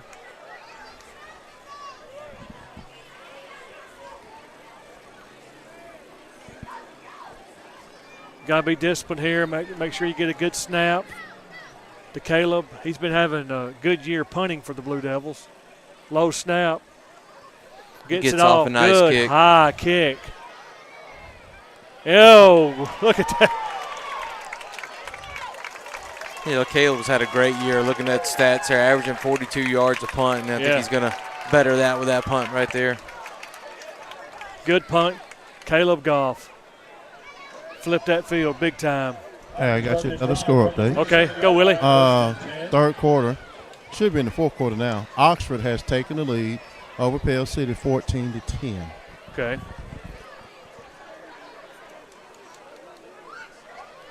First and 10 Springville from their own 28-yard line, 27-yard line.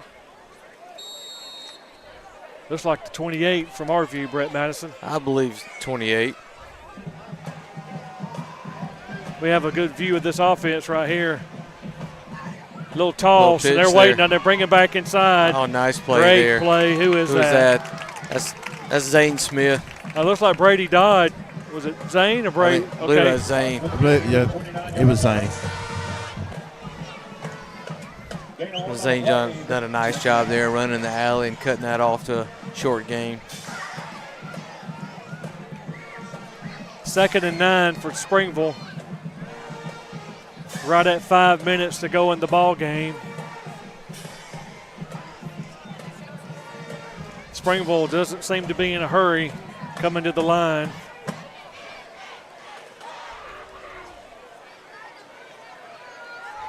Takes a snap. He drops back to pass. He's being pressured. He goes down. That's Logan Hall. Logan Hall. Brady Dodd there first. Logan Hall cleaning it up. That's what we needed. Big defensive play there. No gain on the play. Going to bring up 3rd down. Now, there was no gain on the play because he lost about 6 yards.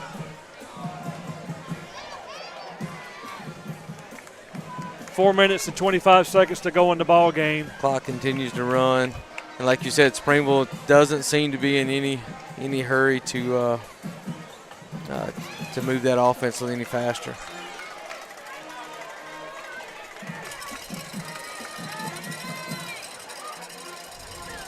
There's Alverson again. And it picks up there the 4 or 5 that they lost on the last play. Coming up about 4th and 11 here. 12.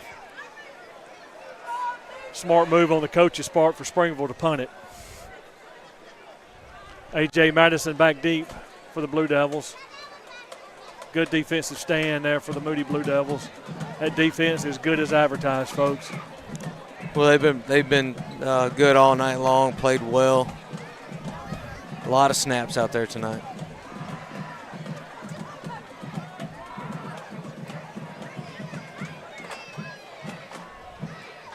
Oh, they're going to get us. They're going to get us on a 15-yard penalty. Going to give them new life. But A.J. found a running lane.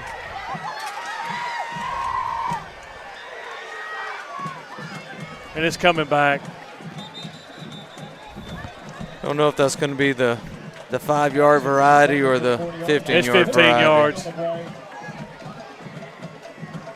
Personal foul, roughing the kicker against Moody. Ah, he was so close.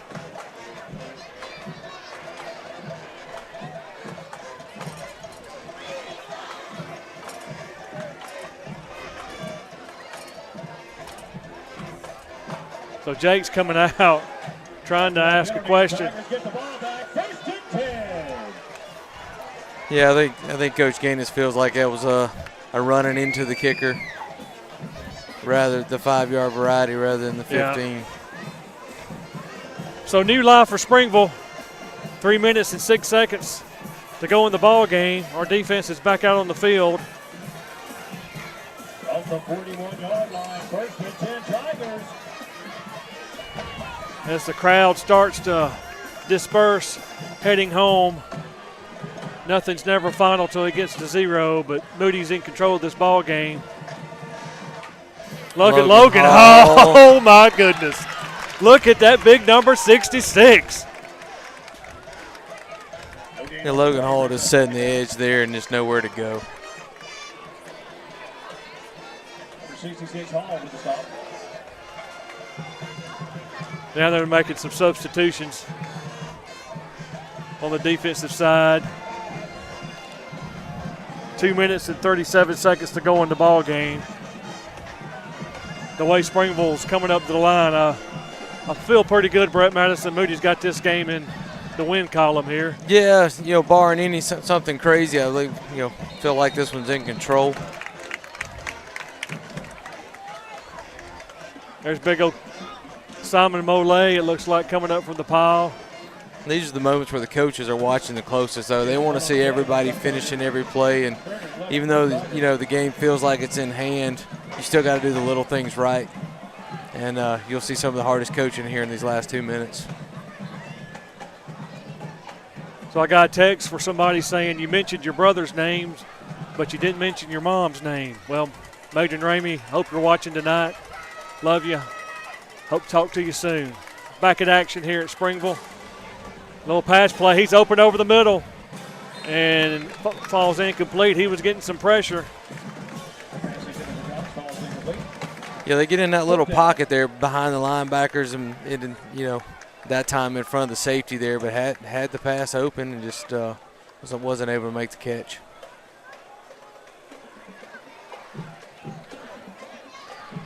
You know when you got it, the game's pretty much in hand when you see the man himself, Bill Morris, exiting the stadium, heading back to Moody, Alabama.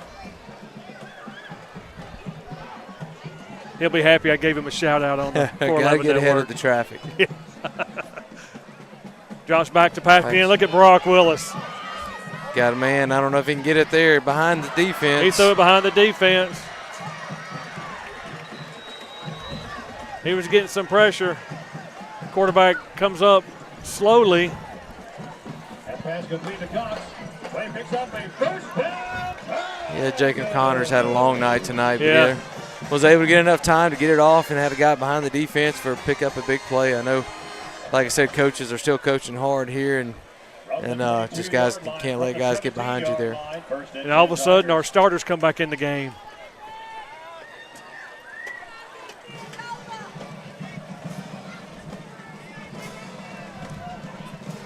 Well, the defense here has got a challenge right here. We'll hold him out here for the end of the game. He throws again. Good tip. Oh, still made the catch. Got a hand on that ball, but still was able to secure the catch. DiGiacomo on the reception. That's enough for another first down, Tigers. Looks like it's first and goal. Springville with 56 seconds to go in the ball game. See if that defense can rise up again. Oh, my goodness. Big hit in the hole. Who was that? I couldn't see from Brady Dodd. I don't know, but somebody got in there. very quickly. Timeout Springville with 42 seconds to go in the ball game.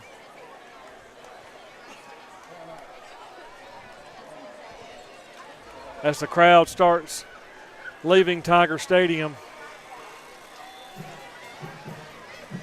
Stay with us after the game as we talk to Coach Jake Gainus. Let's talk to KD Barnes, Willie. Defense, we need to think of somebody we hadn't talked to. Maybe Braden. It was a good return game for him. Yes, you can do Braden. On defensive side, wish we could interview all of them because they all played. I mean, that maybe Charlie Kitt, Simon Molay.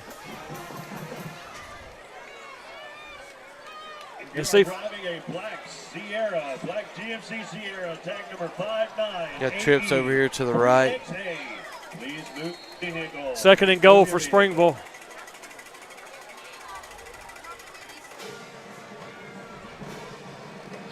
He does not get in. Just kind of run those trips out there to get three guys out there and kind of get some numbers more in their favor and still run that offense. Clock still running down to under 30 seconds. They line up going quick here. No, he didn't. Oh, he got all bounced off. Touchdown Springville. And he's hurt. Yeah, it's just a gutsy run by Jacob Connor. He's banged up a little bit there. Yeah, he's not. He's walking off the field very slowly. Hope the kid's all right. He's played one heck of a ball game.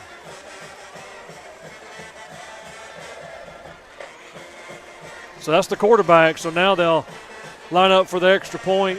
Looks like number 23, Cade Williams, a freshman for Springville.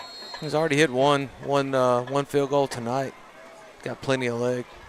Bad low snap, and Moody's on it. The throw it. Oh.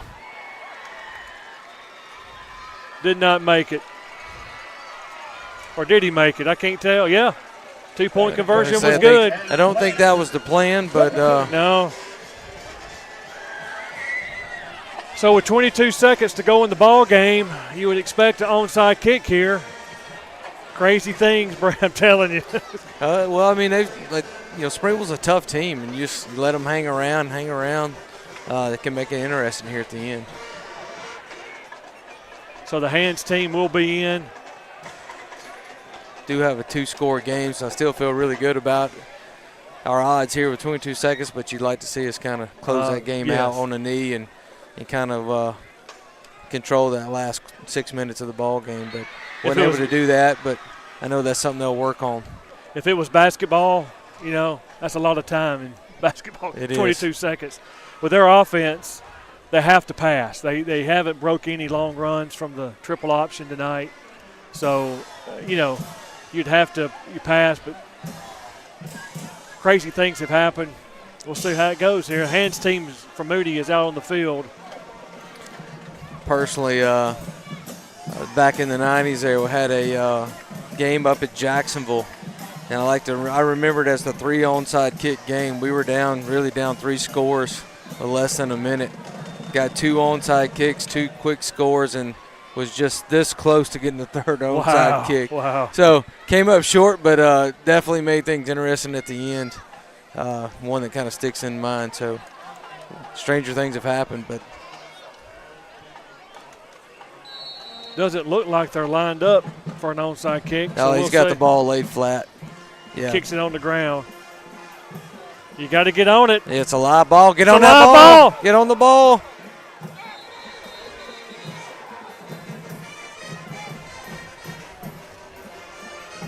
I think we got it back, but I don't know that. I believe that was Elijah Rutledge. I'm not sure that he was aware that was a live ball there. Looks like Aiden Robinson, I think, or is that Elijah?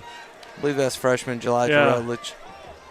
Done a good job tonight. It just understanding the situation. He's a little frustrated with himself, but that's something you learn from.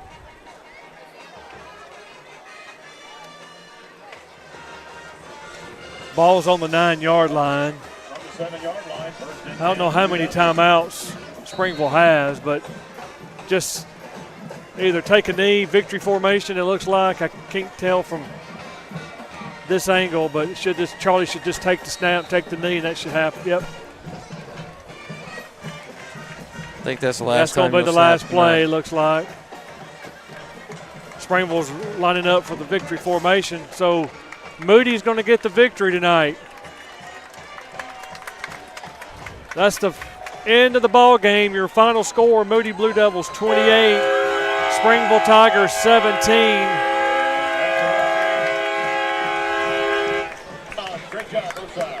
We'll take a quick break. When we come back, we'll hear Coach Gainus and some football players from Moody. You're watching Moody Blue Devil football on the 411 Network.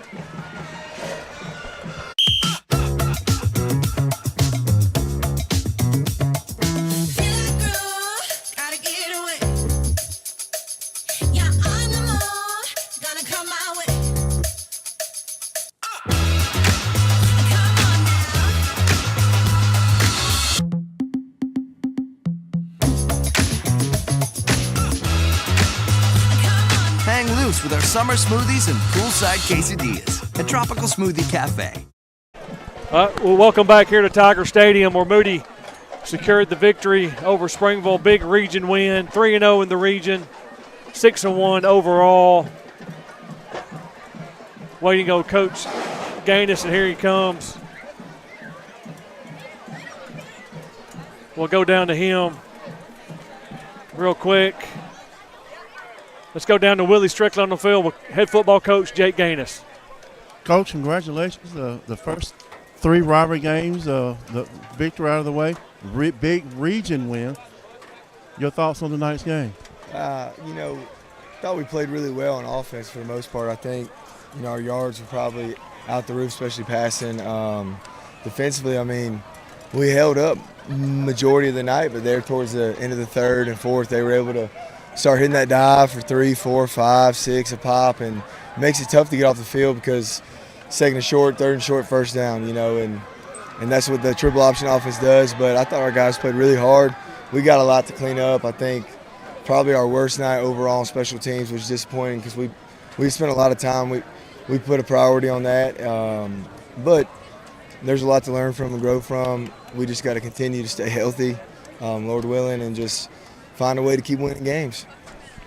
Got the victory on the road tonight. Return home next week for another big rivalry game against those St. Clair County Saints. Yeah, we're really excited. Coach Robinson's done a great job over there. I know, the record doesn't really how hard they're playing and how much improved they are. He's got a great coaching staff. They got some really, really good football players. Got nothing but respect for them down the road, and really excited to host them next Thursday. Well, Coach, congratulations to you. We look forward to seeing you at home next week against those St. Clair County Saints. Yeah, thank you. Thank you, Willie. Thank you, Coach Gainus. We'll wait on a couple of players. Willie, if we can get Braden, maybe. Yeah, I just signaled to them. They're having their huddle right now. So a great Brett Madison, a great win for the Moody Blue Devils to go 3-0 in the region. Yeah, like Coach said, there's really played well on both sides of the ball, defensively and offensively. The game, I felt like we were in control of the game the whole time. But maybe a little closer there at the end than you wanted it to be. But really a good game. Looked like we got through pretty healthy. When you get done playing this triple option offense, you've been in a battle. So I know those guys have, there's been a lot of hitting going on tonight. So that's true. There has been a lot of hitting going on. We're waiting on as a team. As you see the team in their little meeting with Coach Gainus, he mentioned special teams, and that's always been a strong point for Moody. Not sure what happened tonight with Junior and KD on some of the fumble punt return. But things happen in football, unfortunately. But the 2-point conversions down here on defense, letting Springville have a 2-point conversion on a busted play. But they'll get that corrected this week because, the record for St. Clair, and I don't have an updated score on St. Clair and Alexandria, but, you know, you can't take any team lightly in the region in 5A ball. So St. Clair will be ready to play. It's a big rivalry game. They'll bring a lot of fans. It'll be all right, got Braden. All right. So we're going to go down to Willie Strickland with Braden Wright. Willie. My boy Braden. What a great return. They're coming back from your injury. Oh, I feel great, but there's still a lot of work to be done. Big win on the road tonight. You guys got another rivalry game, the second of 3. Next week it's the St. Clair County Saints at home. Yes, sir. I get the young fellas worked hard tonight. He's short for words. Great game tonight, big fella. Thank you, Willie. If we can find a defensive player real quick, and then we'll call it a night here. I do have a score update. Still in looks like the fourth quarter. St. Clair County 36, Alexandria 25. So, wow, kind of 6 surprising. minutes left. 6 minutes left. That's another wow right there. Yeah. You know, Jagger Ludoff. Yeah, he had a nice game tonight. Yeah, Jagger you did. got him. Go back down go back down to Willie Strickland with Jagger Ludoff. Go, Willie. I'm interrupting this young man's picture time, but a great win tonight here at Springville, and great game by you tonight. How did you feel? Sir? I said great game by you tonight. What was your thoughts of tonight's game, your play, and the team's play? I think we played okay, but we didn't play like how we could have. You know, we didn't play to our standard. We got things to work on and improve on. Can never be perfect, though. Well, just like I asked Brandon a minute ago, this is the first of 3 rivalry games. You got this win on the road. Next week, the return home against the other rival, the St. Clair County Saints. Yes, sir. We just got to focus on the Saints first, and then we'll move on after that. Just have a good week on the Saints and worry about them. One win at a time, one step closer to a region title. Congratulations, big man. Thank you, Willie. All right, we're about to end it here in Springville. Final score, Moody Blue Devils 28, Springville Tigers 17. Remember, next week, folks, we'll be broadcasting on Thursday night at the Bill. Replay of the Coach Jake Gainus show at 6 p.m. The Coach Jake Gainus show will probably broadcast on Wednesday evening. We'll recap this game and talk about St. Clair a little bit. And then the St. Clair County game on Thursday night. Big game. We need all the Blue Devil fans to be there. This is a big county rivalry, and hope to see the Bill packed out. Yeah, everybody to come out there for Friday the 13th Eve. Yeah, that's right. It is October. Well, Brett Madison, thank you again for filling in for Brett Staggs. I know you'll be filling in again for Willie a couple of games down the road, but we appreciate your availability and your time of being part of the 411 network. Well, I appreciate the opportunity and enjoyed every minute of it. So on behalf of Eric Parsons, our producer, engineer, Ashlyn Cook, our Jumbotron coordinator, Mackenzie Smith, camera operator, Jonathan Woods, camera operator, Zealand Bonds, part of our camera operator team, and Landon Hamblin, Talon Smith, our statistician, Brett Madison is our color commentator tonight, Willie Strickland is the big man on the sideline. Also, Brett Staggs, our color commentator. I'm your play-by-play announcer, David Simpson. Thank you for joining us on the 411 Network. Everybody have a great weekend, and we'll talk to you and see you next Thursday night as Moody takes on St. Clair County.